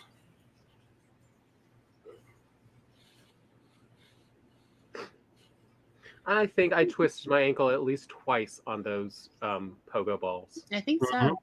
That was why I hid it in the shed. Because I was determined. You were determined, yeah. Like you said, you couldn't be a proper child if you couldn't use the pogo. And I'm like, this does not negate your ability to be a child. You're just a child because you're at a date. Like you qualify. You're short and you're young. You qualify as a child. And then my friend Paul tried to kill me with kindness because he was just like, well, maybe the pogo ball won't work. So here, I bought you an actual pogo stick. No, that hits you in the gut. No. Yeah, like You do so much more damage to I yourself. hid the pogo stick in the shed and locked the shed so he couldn't Oh get another. god, I only tried the pogo stick once. I almost killed myself. He literally busted his face. Yep. Like bleeding. He should have had stitches. He's lucky. I had just learned how to butterfly bandage. Thank God. I had just learned because this boy bled so much. So many times when we lived at Camp Street. The Camp Street house, he bled just like I was learning tree just to keep up with him. But yeah, he busted his freaking face on that pogo stick, and I just locked it in the shed and denied it existed. But he was like, I can't qualify as a child if I can't pogo. I'm like, that is not a thing. He's like, yeah, it is. No, it is not. Couldn't do skip it either. Yeah. It took me, I was a teenager before I could do skip it. Like I had to wait for the coordination to finally catch up, the neurology to grow enough. And then it wasn't really actually that much fun. Yeah. On the other hand, oddly, I could do jump rope and double dutch. Oh, yeah, he was really good at double dutch, and I was not. So together, the two of us make almost a whole person. Oh, dear, Laura. I love jump rope. But yeah, all the other stuff, just no. But again, it's just whatever you have fun moving and playing with. Whatever you enjoy. Did you enjoy jump rope? Well, go get a jump rope. They make extra long ones now. Mm-hmm. Go get yourself a jump rope. They actually make the nice handled ones that have this like internal spinner, so you don't have to actually highly rotate your wrists. Essentially, they make them for adults. It's great. Whatever you used to like to do, give it a try now. Okay. Maybe the thing you used to really like to do is just draw it with chalk and driveways. For your imagination and pleasure, the Chaos Demon just literally bounced through the living room saying, I never needed a pogo stick because my legs are just bouncy, and just hopped its way all around the room. One day, his knees are going to get him back. Like Spence, my parents never got me a skip it. They watched me play with the neighbors once, and they were like, we are not talking to CPS again because you broke another bone. Yep. Mood. I mean, that's why Glory was so good at triage, is because, again, we don't want to have to explain to CPS. But I mean, like how all those people, who got into skateboarding, if you want to really get good at skateboarding, everyone will tell you, you cannot be afraid to scrape knees, to break bones, and to you're going to have to go to the hospital a couple times because of the forces at play. If that is not something in your wheelhouse that you are willing to accept as a part of it, don't start, because it's going to be rough. You're going to make, and that's the thing we also get out of. It's like we don't want to play at something that we could get hurt at. It's like, but you had fun at it, didn't you? And now we have, better things like, Bactine to immediately anesthetize the scrape.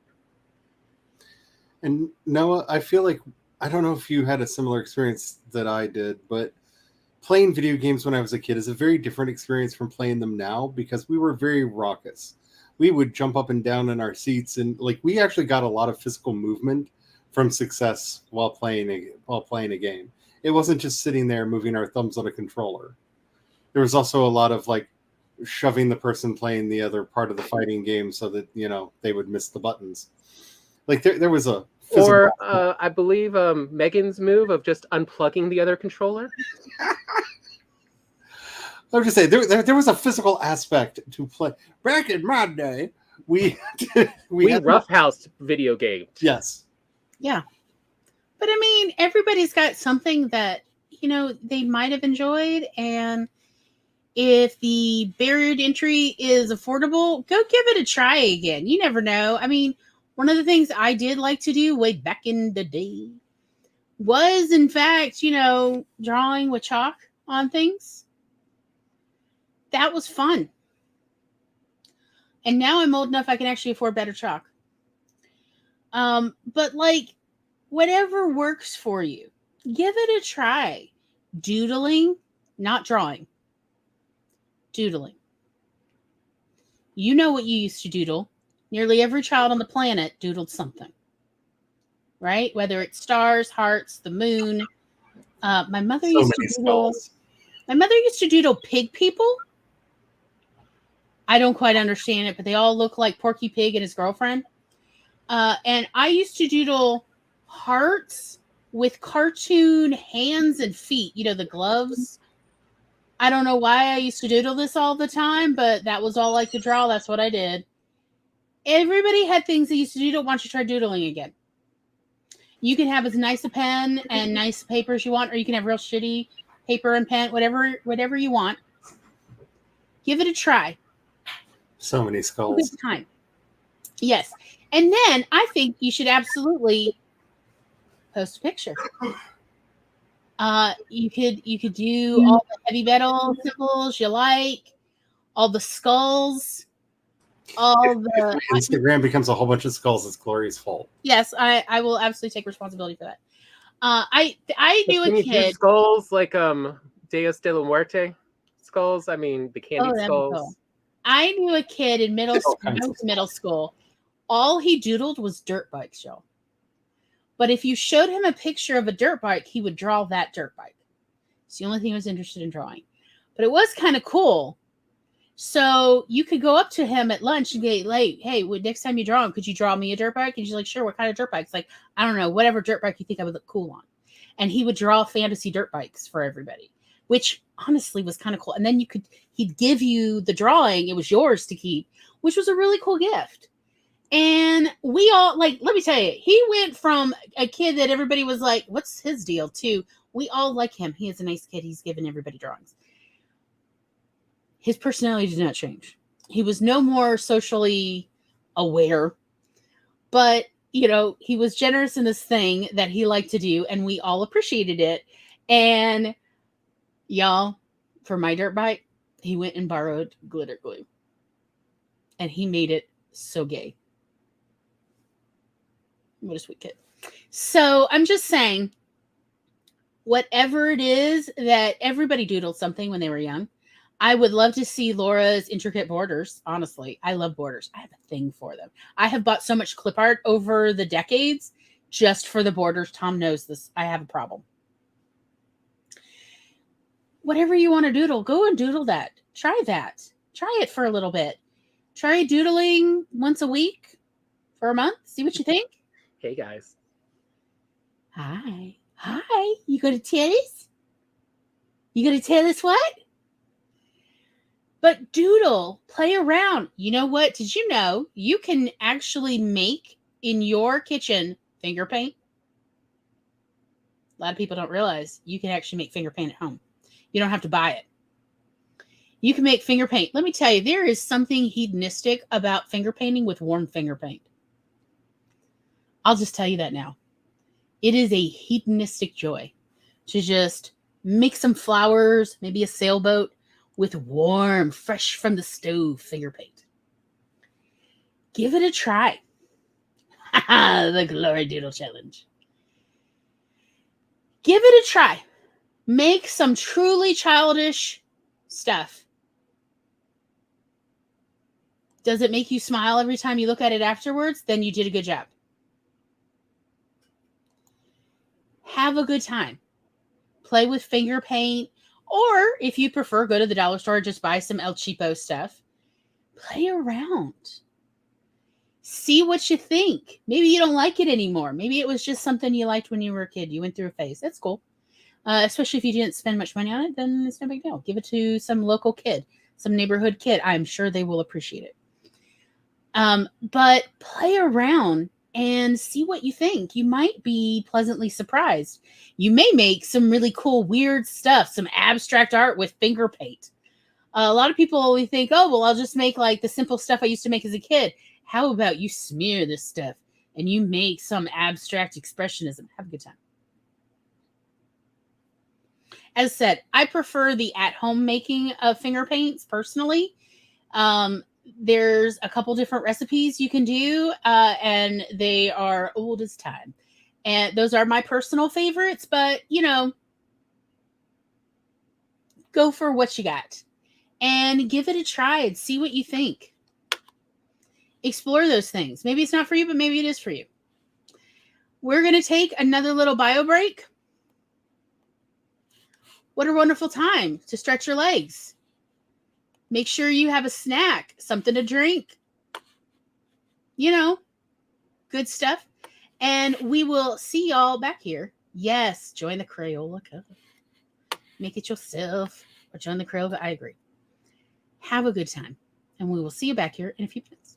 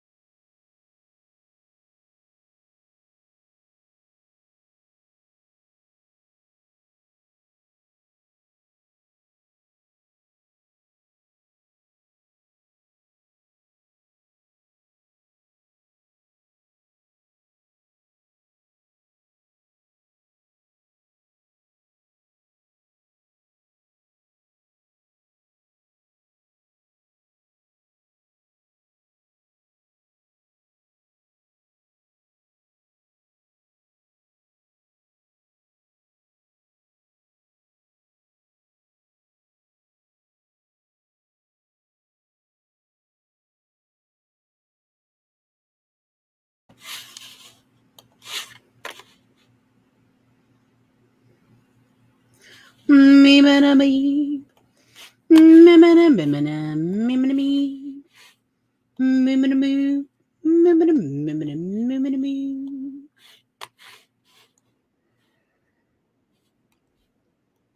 Welcome, welcome, welcome. Were you burping the baby? Yes, I burped her, and now she's ready to play. It's like, yeah, the fact that she was staying in your arms is like, oh yeah, she needs to burp.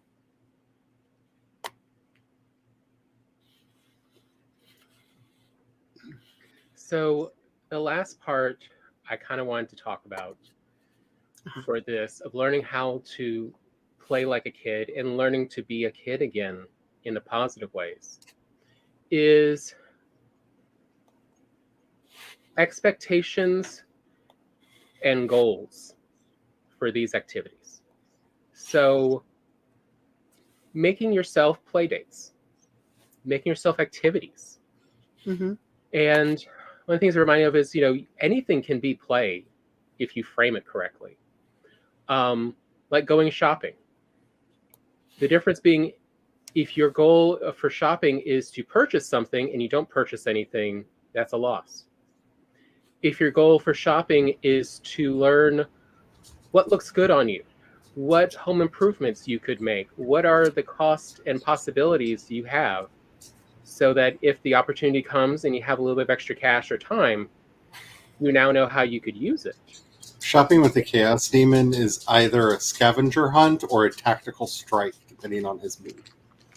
But I mean, if you are not framing it as a way that you're going there to purchase something, then it means you can just use it as a form of activity to move around, to get out and play and have fun. I mean, going to a thrift shop, you just don't know what's going to be there.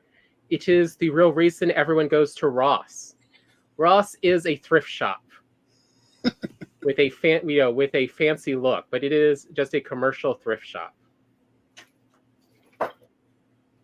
And that's what people enjoy about it. It's fun to go thrifting. It's fun to find a deal. To rummage. But you don't have to get anything. Fun. I miss flea markets. They're just starting to open back up. They never closed down here. Just the population decreased that goes to them. Oh, yeah. They've noticed that down here. Well, they keep pushing it further and further out into the county. That's our biggest problem with them. But yeah, there's a lot of different ways to move and have fun and play. It's just finding ones that work for you. But really, as adults, we do not play enough. We do not find ways to play and frame our activities as a form of play. It always has to be a goal you're working towards instead of, but the goal, really, we need goals for just getting out and doing the activity, not accomplishing the task. Mm-hmm.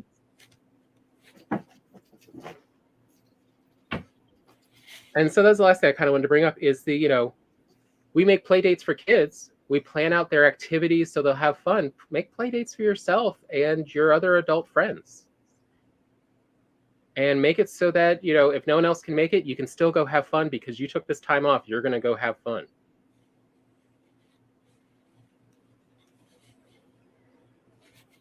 And you're going to have to learn to be less self-conscious. So if that involves you spending $10 or $20, whatever it is now, over at Chuck E. Cheese to play for an hour, or if you're lucky, if you have a what's the adult arcade? We almost got one here, but Dave and Buster's. Yeah. Then go do that. A good skee ball. Oh, I miss skee ball. Especially with the wooden balls. It's not the same with those plastic balls. No, it's not. F that. But a nice, heavy wooden ball. Yeah, I love skee ball. That is one of my goals. It's a fantasy goal. But it is to have my own home and have a game room in it. And yes, to get one of the last surviving air hockey tables and a skee ball machine.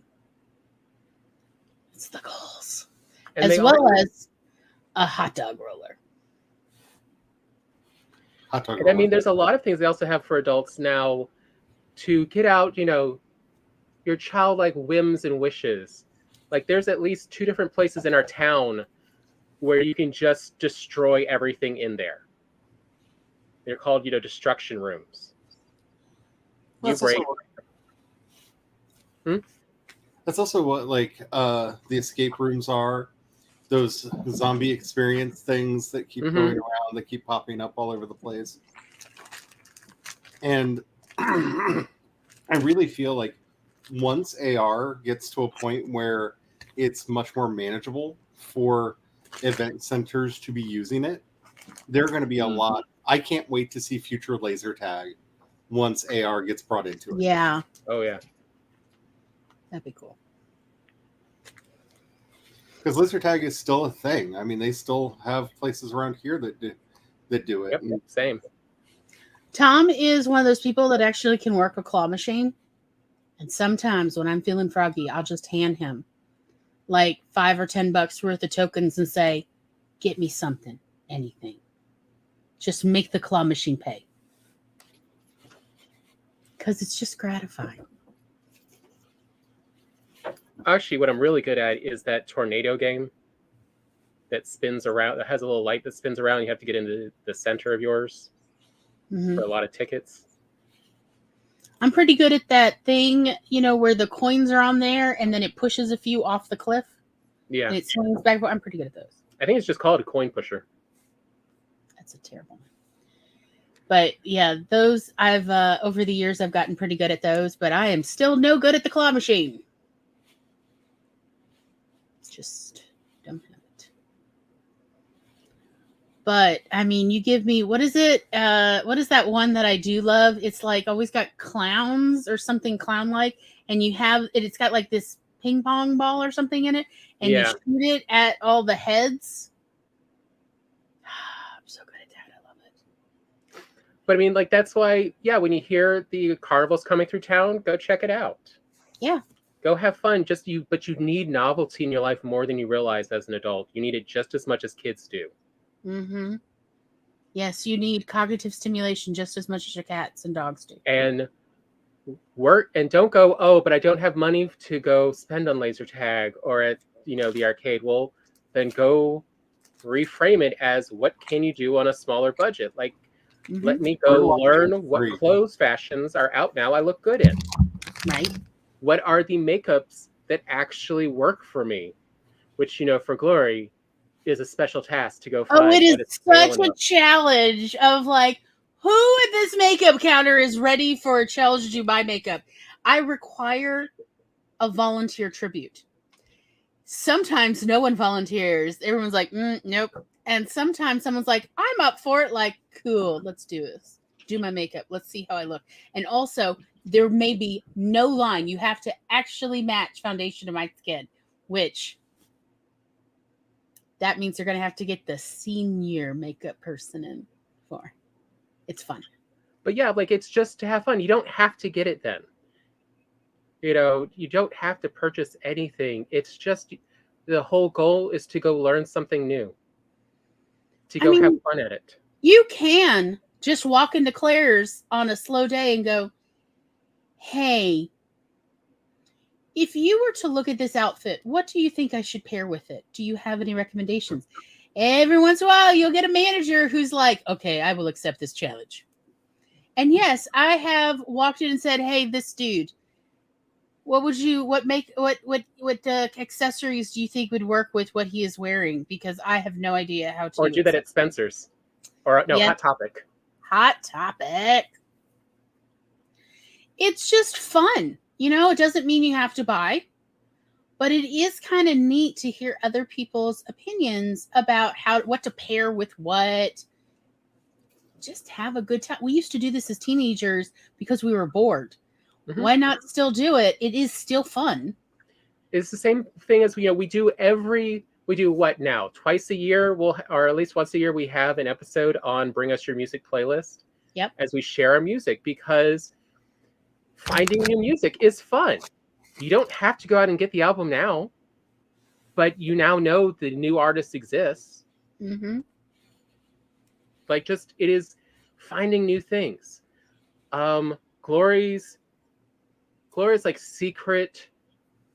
If how to tell how bad a mood Glory is in, how rough is she, and how dark is that mental place, is by how much does she resist making a fantasy vacation. No. Because that is Glory's like longest lasting, deepest joy, is just planning imaginary vacations everywhere in the world. From the hometown to around the world, she's just like, name a city and let me have fun with the, what could we do there? And that is her happy place. I have the Zillow app on my TV, so I can just sit back and scroll through all of the pretty houses. And what's really fun is some of them have virtual tours now. Nice.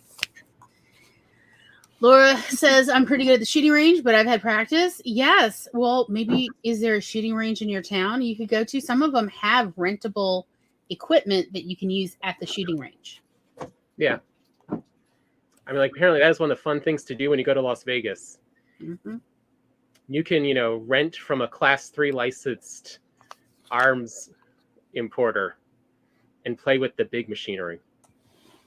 Mm-hmm. Yeah, I'll just plan a vacation any location somebody says. Like, I'll just make you a vacation. It's just fun. Oh, right. Yup. I'm just saying, now that they have all of the walking paths, so many of the hiking paths on Google Maps, where you can drag the little guy in and walk the path virtually. Oh my goodness, so much time. Mm-hmm. I can't hike. My knees aren't built for that anymore. But it's still nice to see all of the nature. Yes. Mm-hmm.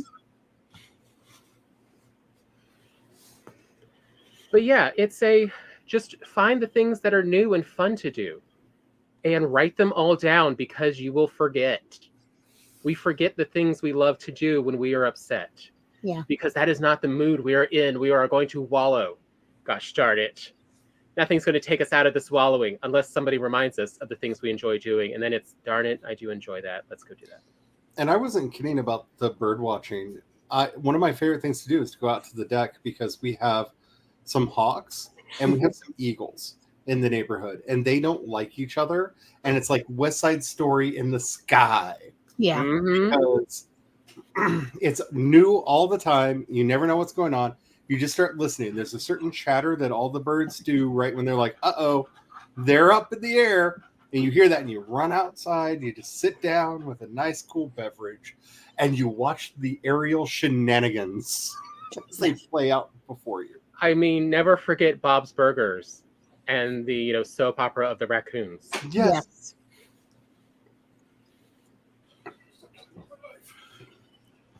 Everybody knows that you're Bob and I'm Linda.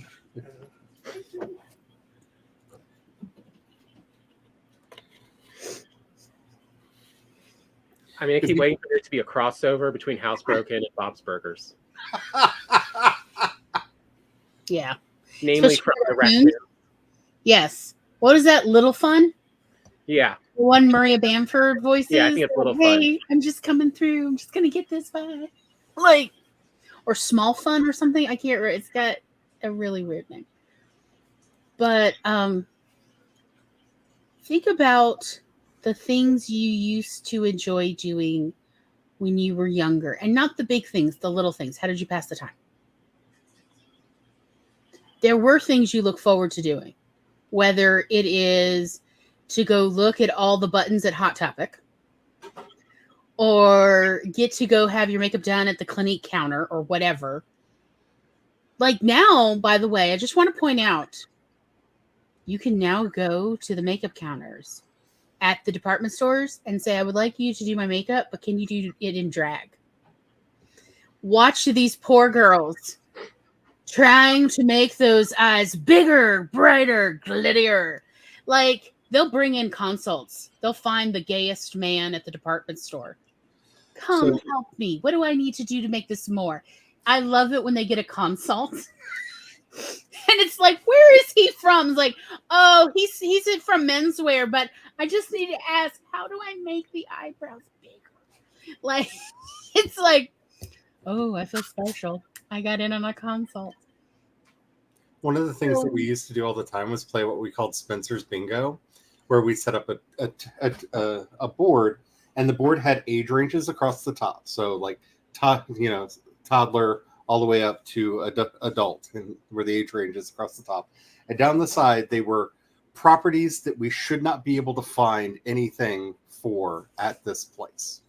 Mm-hmm. You know, like various R-rated properties that you should not find a toddler's toy for, you know, like, but you know it's Spencer's, so they're going to have one anyway. And so then you would go and you'd set it up, and then you would go play Spencer's Bingo. Like, how many lines can you get filled up of, oh dear Lord, why do they have a pacifier with the predator on it? Why is this a thing? Why is this here? I didn't think I was going to get the infant square, but I got the infant square. And it was hilarious. Like, I don't know which was more fun, actually doing the scavenger hunt around the store to see what we could find, or the ridiculousness of whatever the current crop of movies were that, oh, it would be so inappropriate if they made a kid's toy for this franchise. It would be so wrong if I found, like, toddler play kits for this particular movie. Look, if they have a toddler T-shirt for Cannibal the Musical, there will always be inappropriate. And it was just a fun thing to make the board, and then it was hilariously fun because you would hear somebody shout from across the store, "Oh my God, you have to come over here! You won't believe it!" You run over there, and then you find out, oh wow, they have. Yeah, it was Basic Instinct themed baby bottles. No. Yeah. But I mean, yeah, you could look up like mall scavenger hunts, see other people's ideas. If, you know, especially the summer, because nobody should be outside in this heat. Forget it. But like just stuff, or even just say you could literally Google like dog walk scavenger hunts of things to look for when you go out walking the dog or whatever it is you're doing. Scavenger hunts are fun. They are fun. And it still feels like you're accomplishing something, but really you're just getting out of the house. And Aliens Ride at Disney World. Yes, they had one. It scared too many children. Oh no. Oh no. So finding those little things, that little joy, being ridiculous, going to see the sights, going to stores to find what is the weirdest thing you can find at the Dollar Tree, what is the coolest thing you can find, and what is the most out of place thing you can find at the Dollar Tree. You don't have to buy them. You could just take a picture of them. You have a souvenir. You have proof you did it. You don't have to buy anything. But that is like one of the things that when Tom and I would go to Dollar Tree, we'd always like, what is the most out of place thing? What is the weirdest thing? What is the coolest thing we can find? There was some weird stuff. Like I once found a kit at the Dollar Tree. Yep. What is it? He found a winemaking kit at our Dollar Tree. Wow. I once found at our local Dollar Tree. This was many years ago now. You imagine those little Hummel kids, right? You know, with the little red scarf, okay? And then with them, instead of their third friend, y'all, it was a dinosaur. It was one of those ones with a long neck. Was that a brontosaurus? It was a dinosaur, and it was a one-piece figurine. Mm-hmm. And I was like, Tom, come look at this right now. I need you to verify. Why? Why would you make that? To what purpose was this? Is this like creationists? I don't understand. It's the part where they were also dressed, at least I think the boy was dressed in lederhosen. Oh yeah, the boy was in lederhosen and the girl was in the little skirted version of whatever, the little Hummel thing. And it was badly painted. Yes. There were a bunch of them. It was a bunch of different stuff. I did not understand it, but I was fascinated. You can honestly do that at any store, though. What is the weirdest thing? What is the coolest thing? And what is the most out of place thing? Oh, I don't know if Seconds stores exist anymore because they've closed all the ones that were around here. Seconds are where they used to pawn off all of the, like, it was factory defective clothes. Like, Oh, like the outlet stores? yeah, the buttons were in the wrong places or something, or it got a little bit damaged here or whatnot. We used to. Oh no, we have a whole bunch around here. It's called factory outlet stores. Yeah, and it was so much fun questionable. going to these places, especially when they had the big department store ones, to see who could find the most haute couture garment that had somehow made it to our local Ames. Because every now and then you would find like Chanel in there because they had a factory run that went terribly wrong. Oh no. We all had wonderful melted sequin blouses once because they were so god awful and terrible. Wow. Thanks. But they were like $250 each. So I mean, how do you pass that on? But yeah, like, just give it a try. Go out there and looky-loo. Everybody, if you try, can find like this, whatever weird thing they like to do. Maybe they're the only one that they know who likes to do this thing, whatever it is. Okay. My mother made friends with somebody who genuinely just loved to go to open houses. She knew every single realtor in all of South Mississippi, parts of Alabama, and Louisiana, because she'd been to everyone's open house. And I was like, don't they get upset when you show up? And she's like, oh no, many times they're grateful I'm there because not enough people came to the open house. Like a couple times she actually knew the realtors, you know, from going so much, and the realtor's like, I just need you to do me a favor and act like you want to see the house. Like, okay, cool, let's do it. Give me the tour. But she just genuinely loved to go in. She's like, I don't know. I'm just always curious. What are the refreshments going to be? What's inside their house? Does the outside of the house match what I think the inside of the house is going to look like? What kind of cookies did they bake, thinking that it would make them sell the house faster? Yeah, she was fascinated by what inappropriate things are in the bedroom that you really wish they had removed. She always wanted a tour of the bedroom. She's like, you would not believe what people don't put away. And I just thought that was kind of interesting. This was her hobby, essentially, was driving all over Hill and Dale to go to strangers' open houses and just go see the inside of their house and hear about the story of the house. There's always you want the men to buy a house, cinnamon rolls is always the answer. Yes, that is the answer. Warm cinnamon rolls. Yep. This was her thing. So whenever mom had nothing to do, she called her friend up and say, hey, what open house you going to? I'll meet you there. Sometimes this woman had been to the same open house multiple times. Like every time it changed hands, she'd go again. So at that point, she started giving mom tours of the place and like, oh, this is how they decorated it last time. Da, da, da. She would give her own tours for realsies. She loved it. And yet it never occurred to her to become a real estate agent. But this was what she loved. She just had fun doing it. She liked driving all over and seeing everybody's homes and hanging out with them for a few hours where they're essentially just obligated to hang out with you. I don't know. This is what she liked. And again, not judging it. Just this was what she was into. It seemed a little boring to me, but you know, okay. Everybody's got their thing. To her, it was weird to hang out at the mall. So everybody's got their thing. Why don't you try looking a little? You might be surprised. I mean, also, if you are bored, have you tried going to an open house?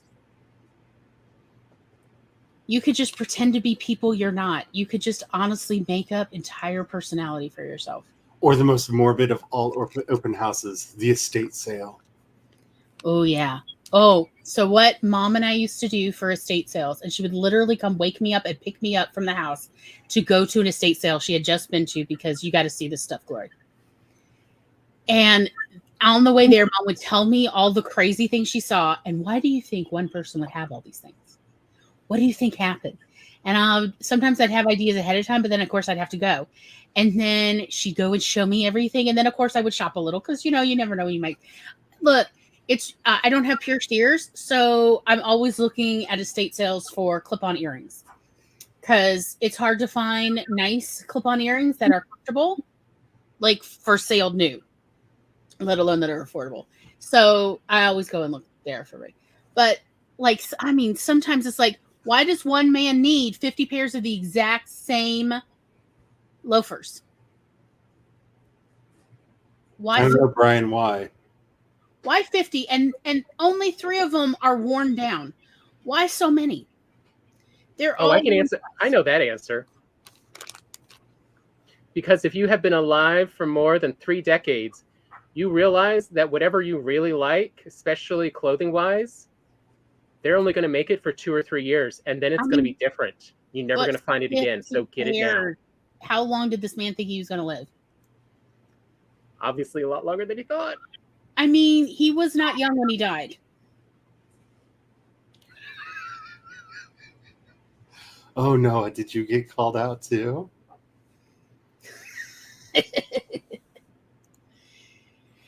So I got so much clothes at this point that is fashionable vintage and was bought new that I just still don't know how to handle these thoughts. We went to one house, and there was literally one room in this estate sale, one room in the house, and all it was wall-to-wall mirrors everywhere. Like, it wasn't they were hung up. They had collected all the extra mirrors, and they put them all in one room, and it was like, this is a lot of mirrors for one house. Why so many mirrors?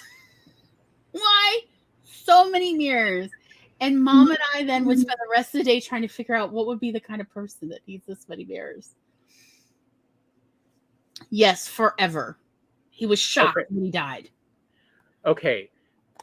I actually have an idea for an answer for that one that I learned from a comedian on Instagram who goes by the schizophrenic hippie.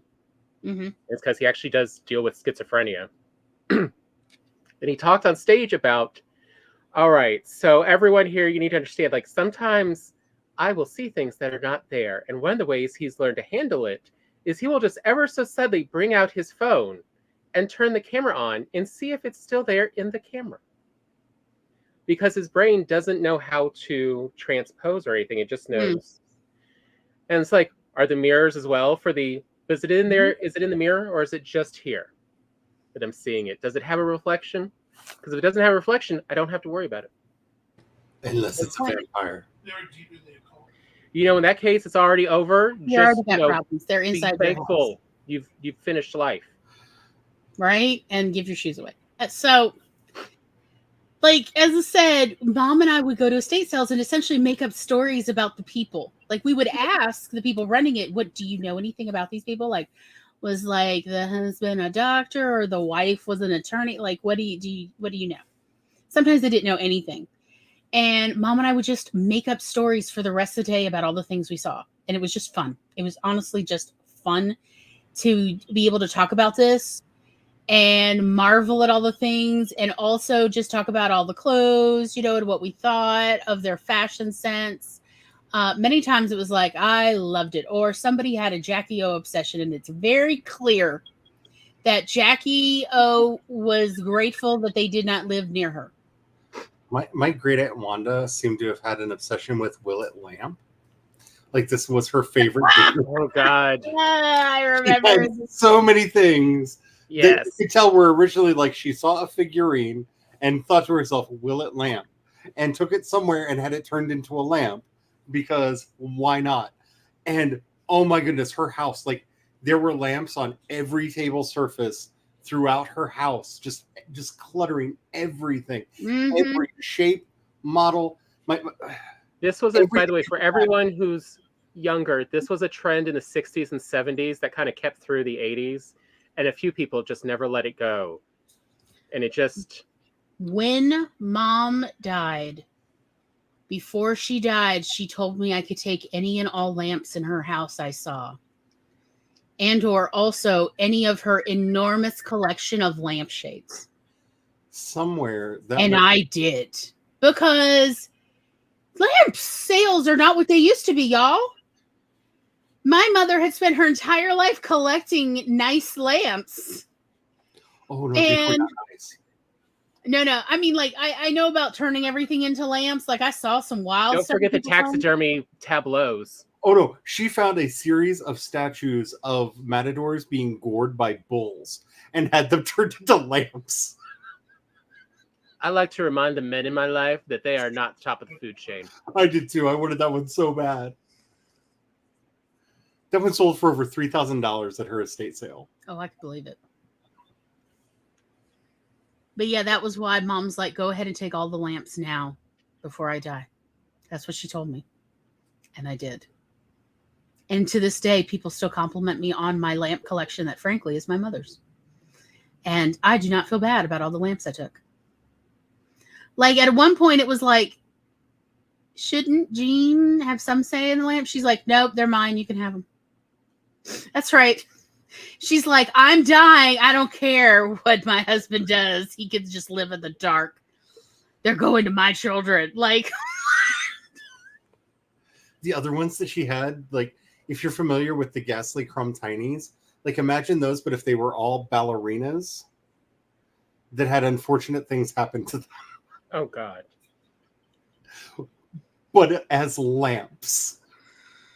I feel like it's to justify having so many across the house. Yeah. I once saw in someone's home that their grandfather had turned the anchor to his favorite boat that had died into a lamp.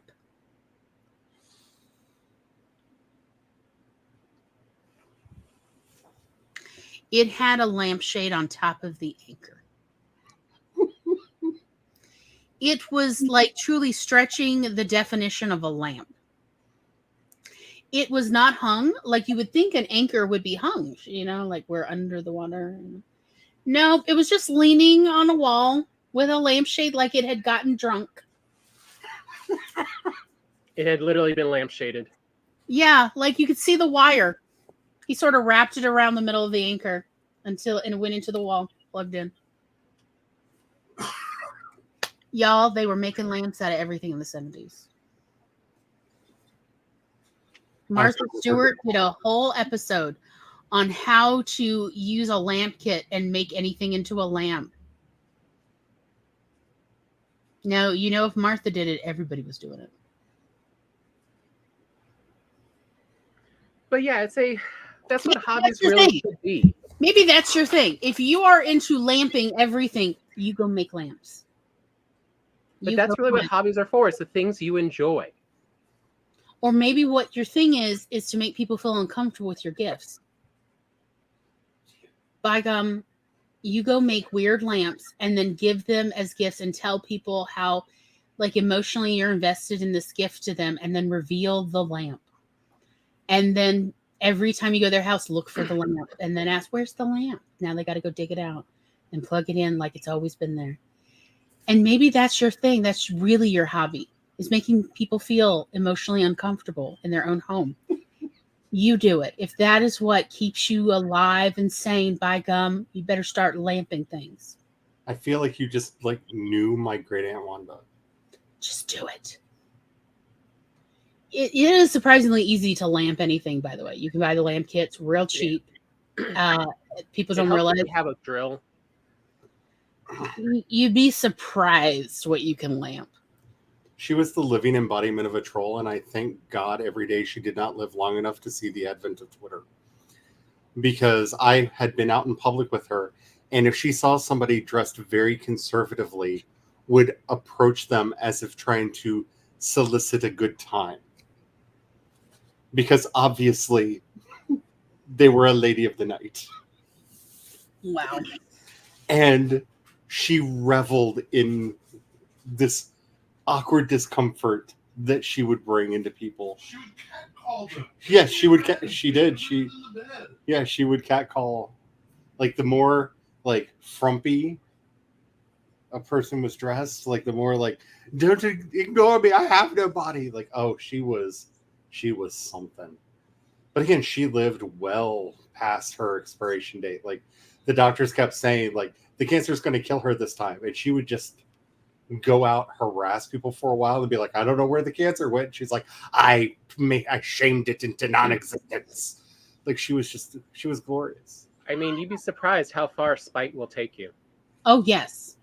I would like to encourage everyone to consider spite as the secret to their longevity. You're all young enough that you still have time to be spite. Just be spiteful, live spitefully, exercise your spite, drive people nuts. I feel, Everett, like this is how you taxidermy a musical instrument to let everyone know it's been retired as a musical instrument. Okay, but Everett, can I please contribute some Mardi Gras beads to the saxophone lamp? We all need to raise some money together and get some lamps made of trombones to send to Glory. She needs a trombone lamp. I mean, I'm not wrong. I can see your face. I did recently find for Glory. Every year there is a meeting of trombonists, at different locations. Essentially, a convention for people who play trombone. The International and they have Trombone one song, Festival? and they have one song that they essentially all play together. They all record one and they splice together. And Glory's just like, how did I not know this existed? Last year's was Queen's "Don't Stop Me Now." On a trombone. No, on like 52 trombones. On 52 trombones. And some were like, I don't know, it's kind of hard. I know. He's like, oh, I can do this in like 20 seconds. So I now know the feeling that Ellen Ripley had when she realized the Queen Alien was on the ship and that Newt was in trouble. Like that's what the inside of my body just did at the thought of the song existing. Do I need to send you this video? Because I will. Probably not. Oh, I will send it. Chaos Steven wants it. I will absolutely send it. Yes, there's an International Trombone Festival. Who knows? So, but again, yeah, I agree. If you can't do it out of love, do it out of spite. I agree. Mm-hmm. Noah's got it. Find some things that make you cackle. Go be a chaos demon in your own life in some way. Find something that you enjoy, whether it is doing, what is it? Those heavy metal S's? They're so weird. I don't think most children do that was like in reference to the SS. But go do the thing that you love to do that maybe feels naughty.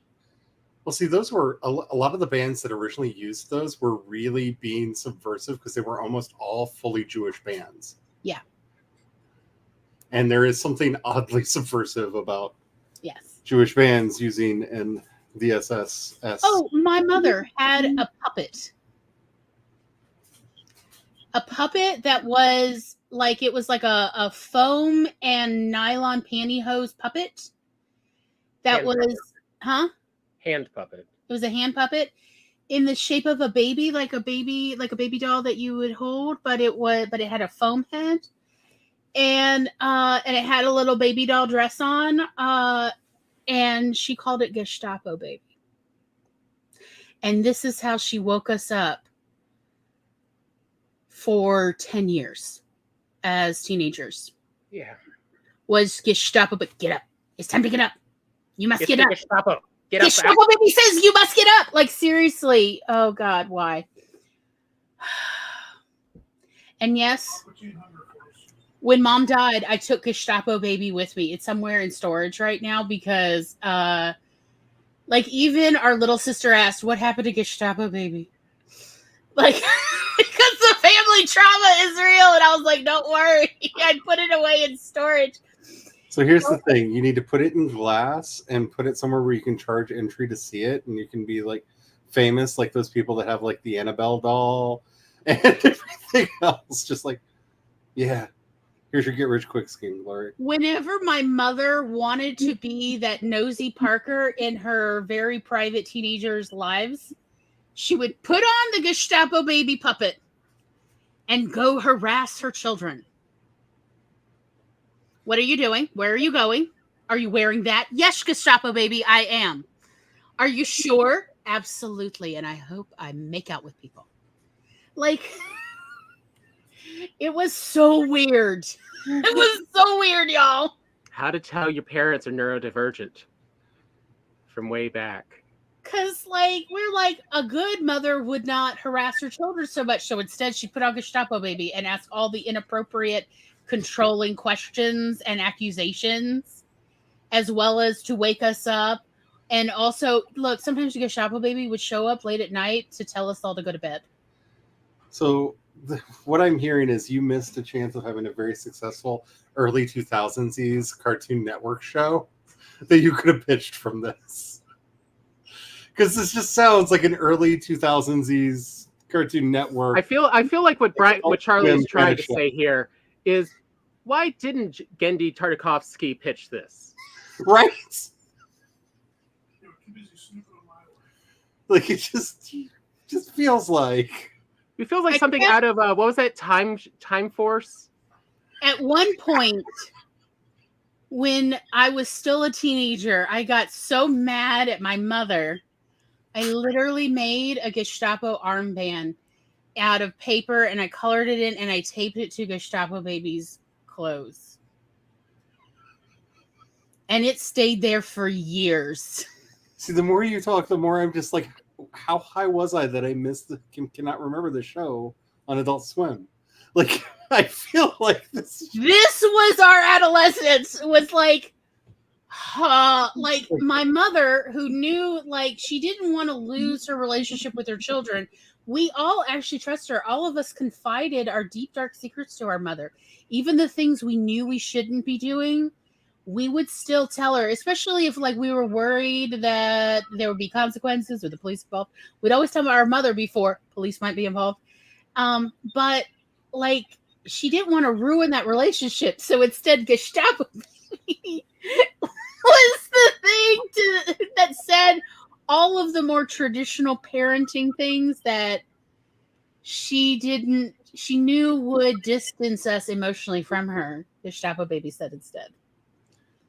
And so we would have those arguments with Gestapo baby, this hand puppet. And then I hid Gestapo baby, I think for like, a year or two. And she then got Gestapo shark. It was a big shark hand puppet. How have you stolen from the universe the danger shark, the danger mouse track that would have been made to go I feel along? like this show, though, would have had Gestapo baby if any of them was going to. Yeah. Like, can you imagine being bossed around by an infant? That is exactly what it felt like. Well, I mean, Gestapo eventually we may have had Boss Baby. Yeah. Gestapo baby really feels like a villain, an unseen villain from Aqua Teen Hunger Force, though. But, like, essentially, Gestapo baby was a Karen. Gestapo baby was the one who's telling you that what you were wearing, your makeup, like, looks way too trampy. And it's like, well, great, because I'm going to go tramp outside. Bye, Gestapo baby. I'm off to have fun. And then, it was strange. It was very strange. I can see it now. Gestapo baby would be, like, yelling at Fry and convincing Meatwad to do all manner of terrible things because impressionable and meat. Milkshake would just not be putting up with it. But yeah, then we had Gestapo Shark. That Gestapo Shark claimed to have known Gestapo Baby, and that before Gestapo Baby went on vacation around the world, left Gestapo Shark in charge. And so, but Gestapo Shark was not as civilized as Gestapo Baby. And when Gestapo Shark would get frustrated, would actually try to gobble you.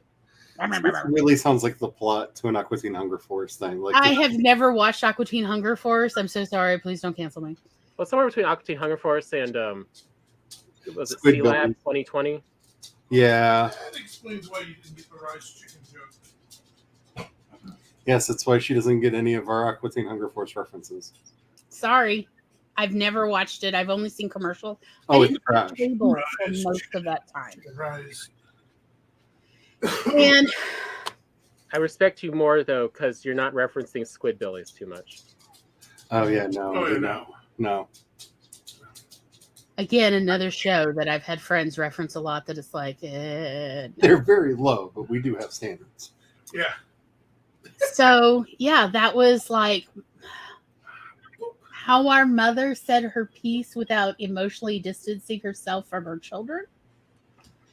And I have both Gestapo Shark and Gestapo Baby somewhere in storage so that Jean could not put them on and start doing it. That was genuinely all three of us kids' fear, is that our stepfather would take over the Gestapo puppet mantle.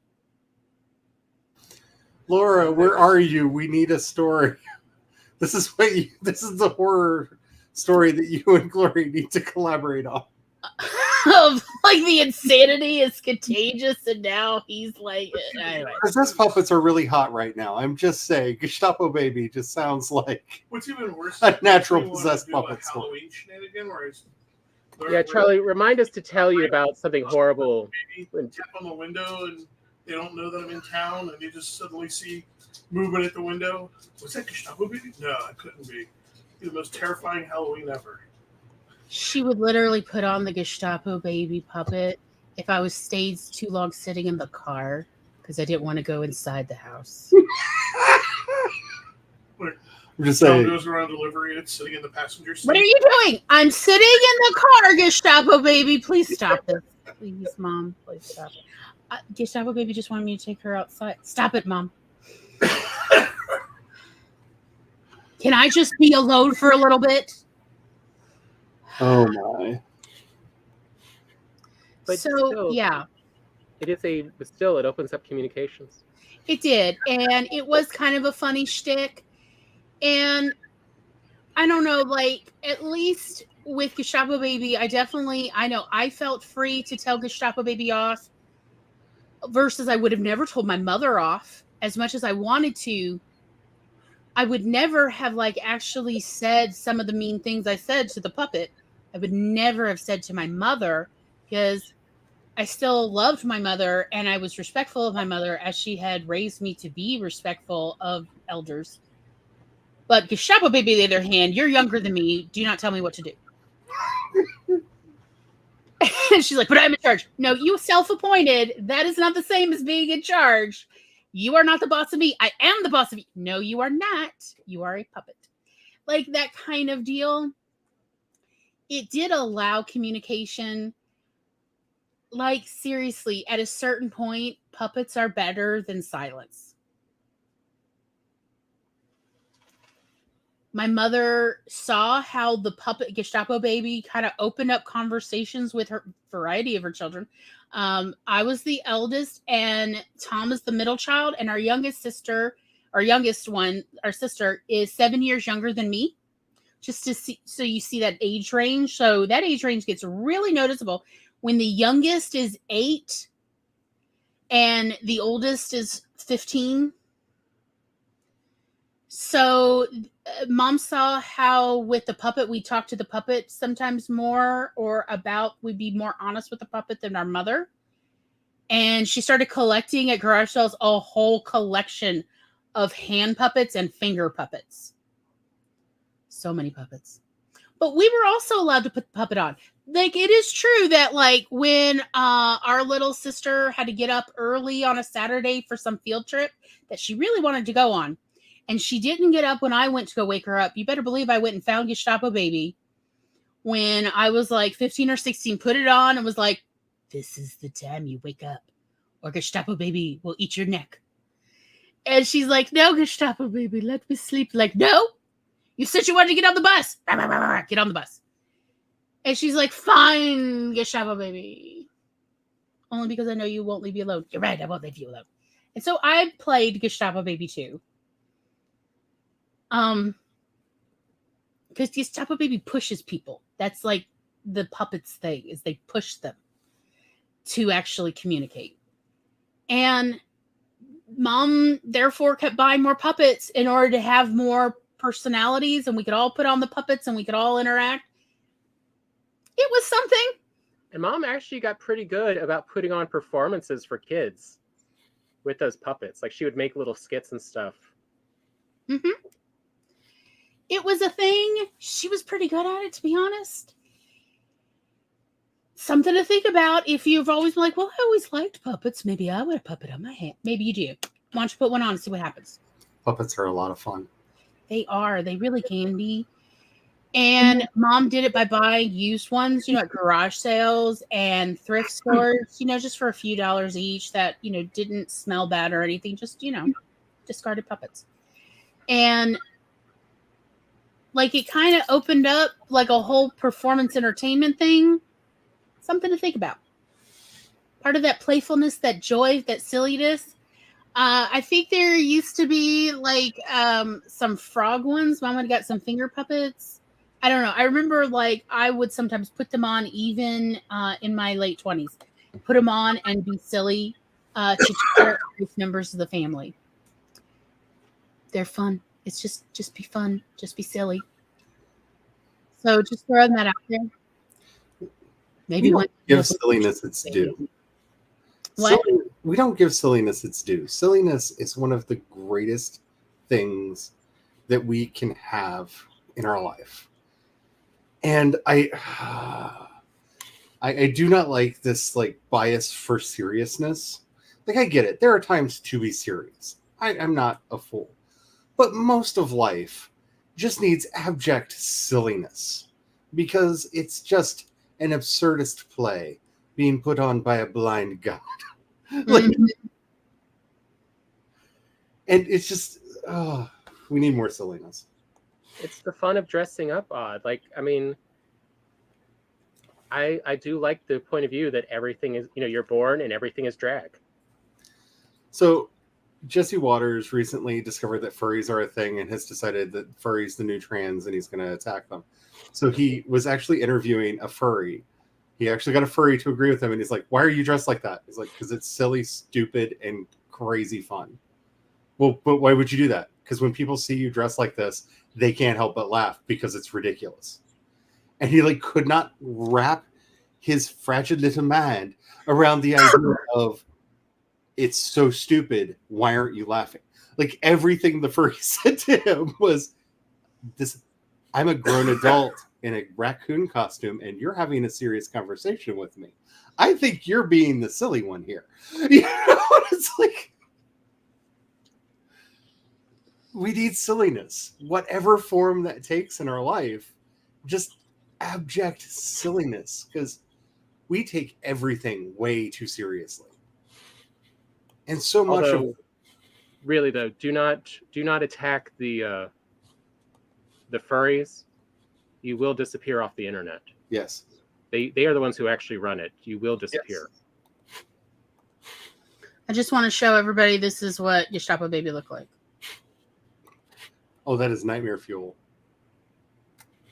Yeah.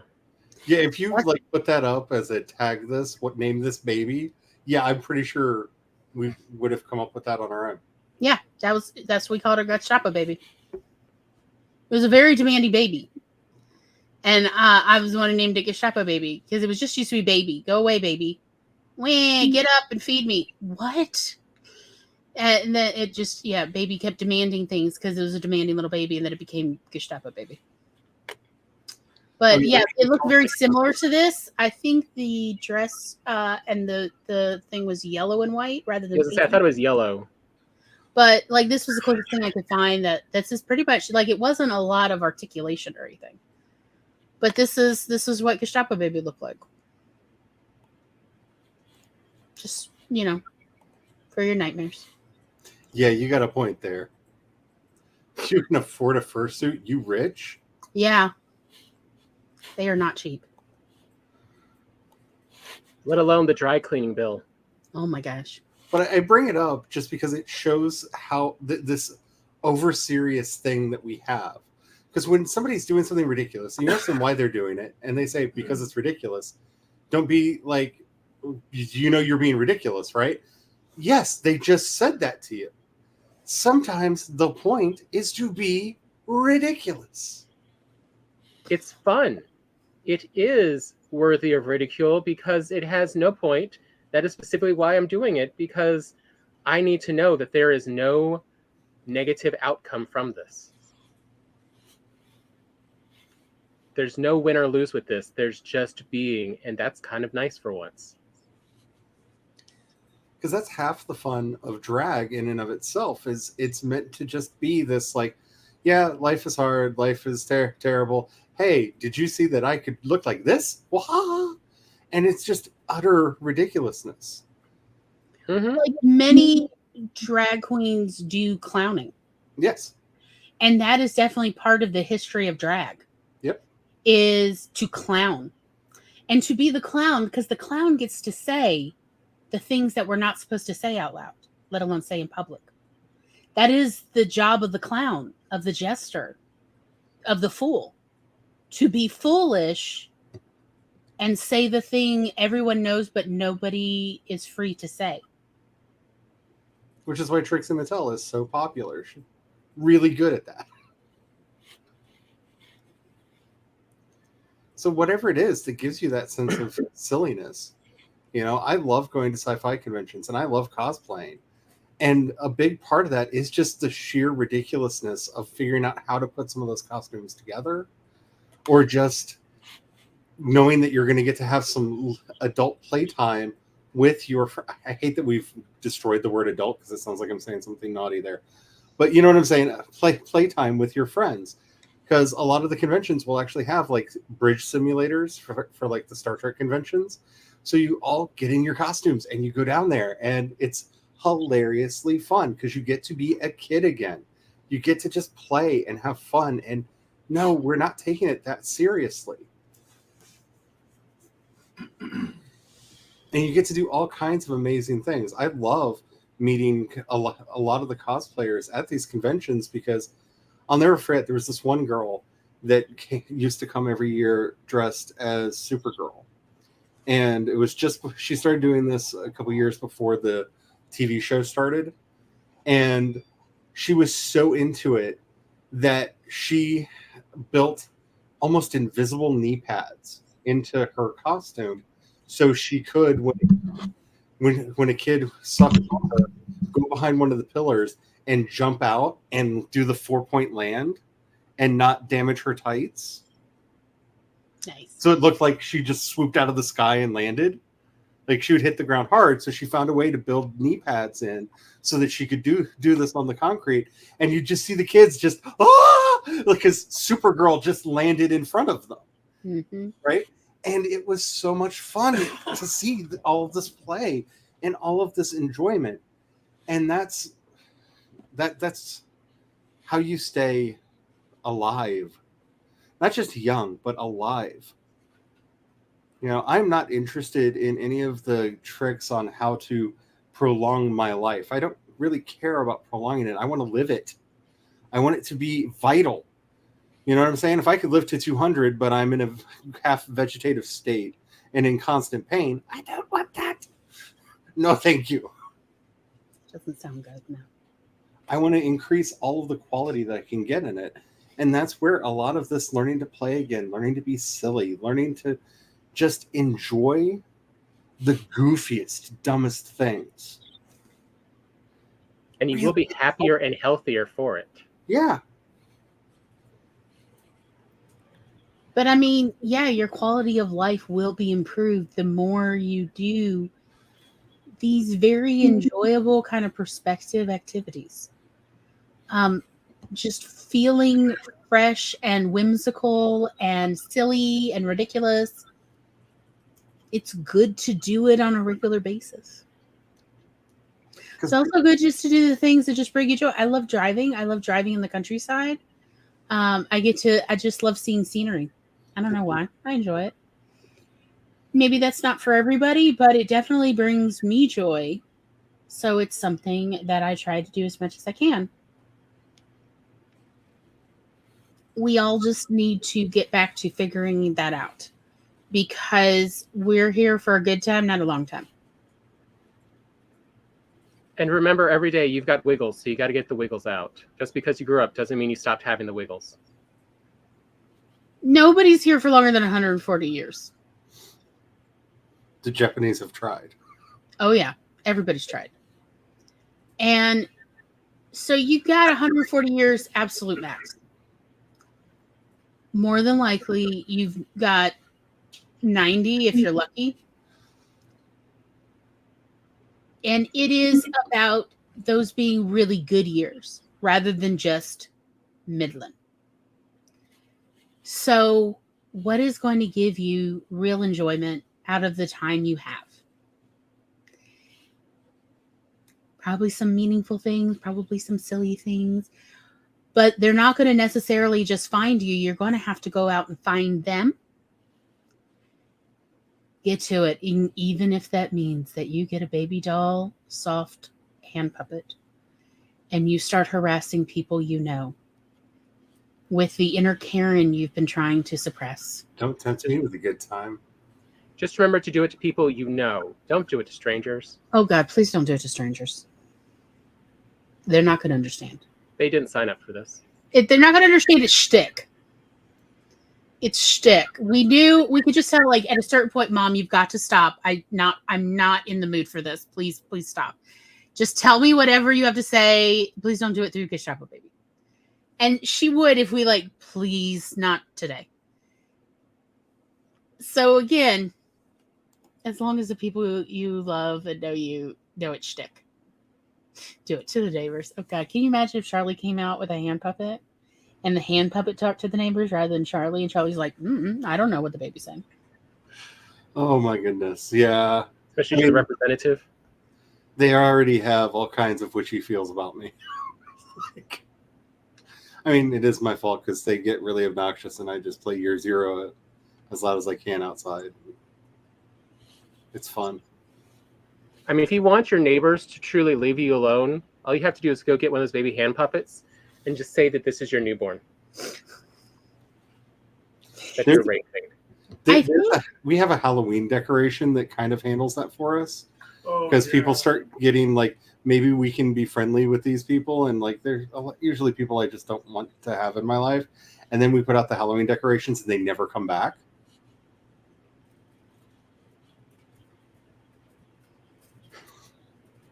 Good times. Again, whatever brings you joy. Elder Goth, I have a problem. So, does anyone else have any other final thoughts? Be a Sanderson sister. Yeah. Except maybe not eating children. Like actual, literal eating children. Remember, you're looking for a fine young German cannibal.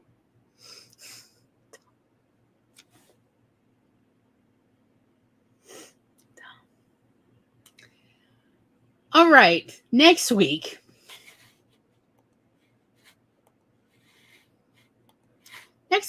We're going to talk about budgeting. Tom, what's your pitch?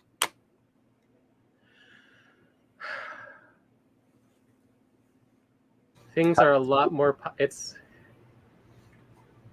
easier to have a positive outlook on life if you have agency in your life. And part of agency is knowing what you have to spend and how you're going to spend it.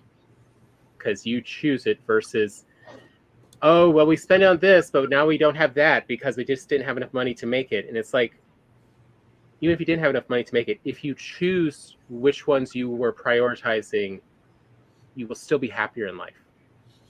So you need to figure out how to get a budget that works for you so that you can make the choices that keep you most engaged. It's not about, who can save the most money. It's just who can be the happiest with what they've got. And that's really what budgets are for. They're not for, telling you what to do. It's so you have just, a little bit more control over how your life is spent. But fun. Yes. You will get dopamine. You will. maybe a little serotonin. Who knows? Tom used to hate budgets and said that, what was it? Let me cast my mind back. Glory, I am just not a kind of person who can ever properly follow a budget. It's impossible for people like me. And I said, well, this is going to be fascinating because you're now in charge of our finances.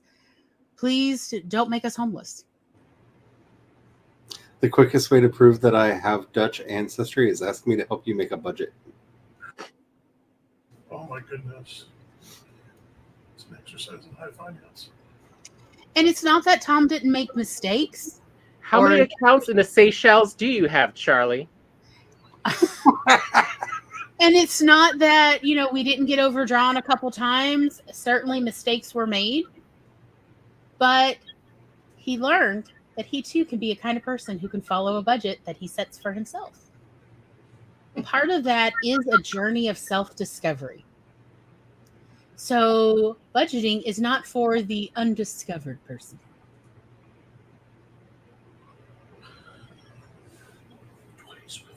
Yeah, it's just like the whole deal, millennials have been dealing with for the last 2 decades of there's nothing wrong with a Starbucks coffee if that makes your life happier and you know how much of your budget you're spending on it. It's when you're surprised at how much you spend at Starbucks every month and it is more than you were thinking you were doing or wanting to in your budget. That's when, it's not so great. Oh, look, I'll be honest. I just like a lot of the bookkeeping software. I really like plugging stuff in. I like the data processing, quite honestly. And then I love seeing, how much goes into this category. When at the end of the month you can see how much you spent and everything. I always am fascinated by that. I think it's fun. I think it's fun to play with future projections. But I know not everybody's like me because Tom has found he doesn't necessarily enjoy playing with future projections. That's fine. Everybody figures out what works for them. I think with budgeting, for Tom, we tried several different styles till we found what worked for him. Because again, even though Tom and I are full-blooded siblings, our brains work very differently when it comes to calculus. That's what budgeting is. It is a type of calculus. And yet eventually we both had found ways to budget that we enjoy very much. And like how to get all the things you need and want out of your budget without hating the world. Well, at least the entire world, just part of the world.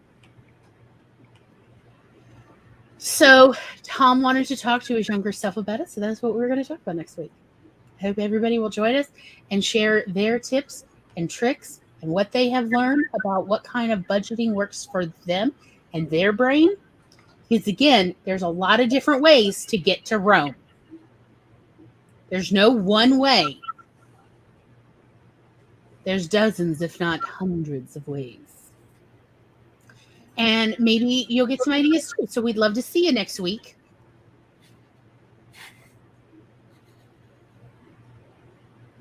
Good night, everybody. Night.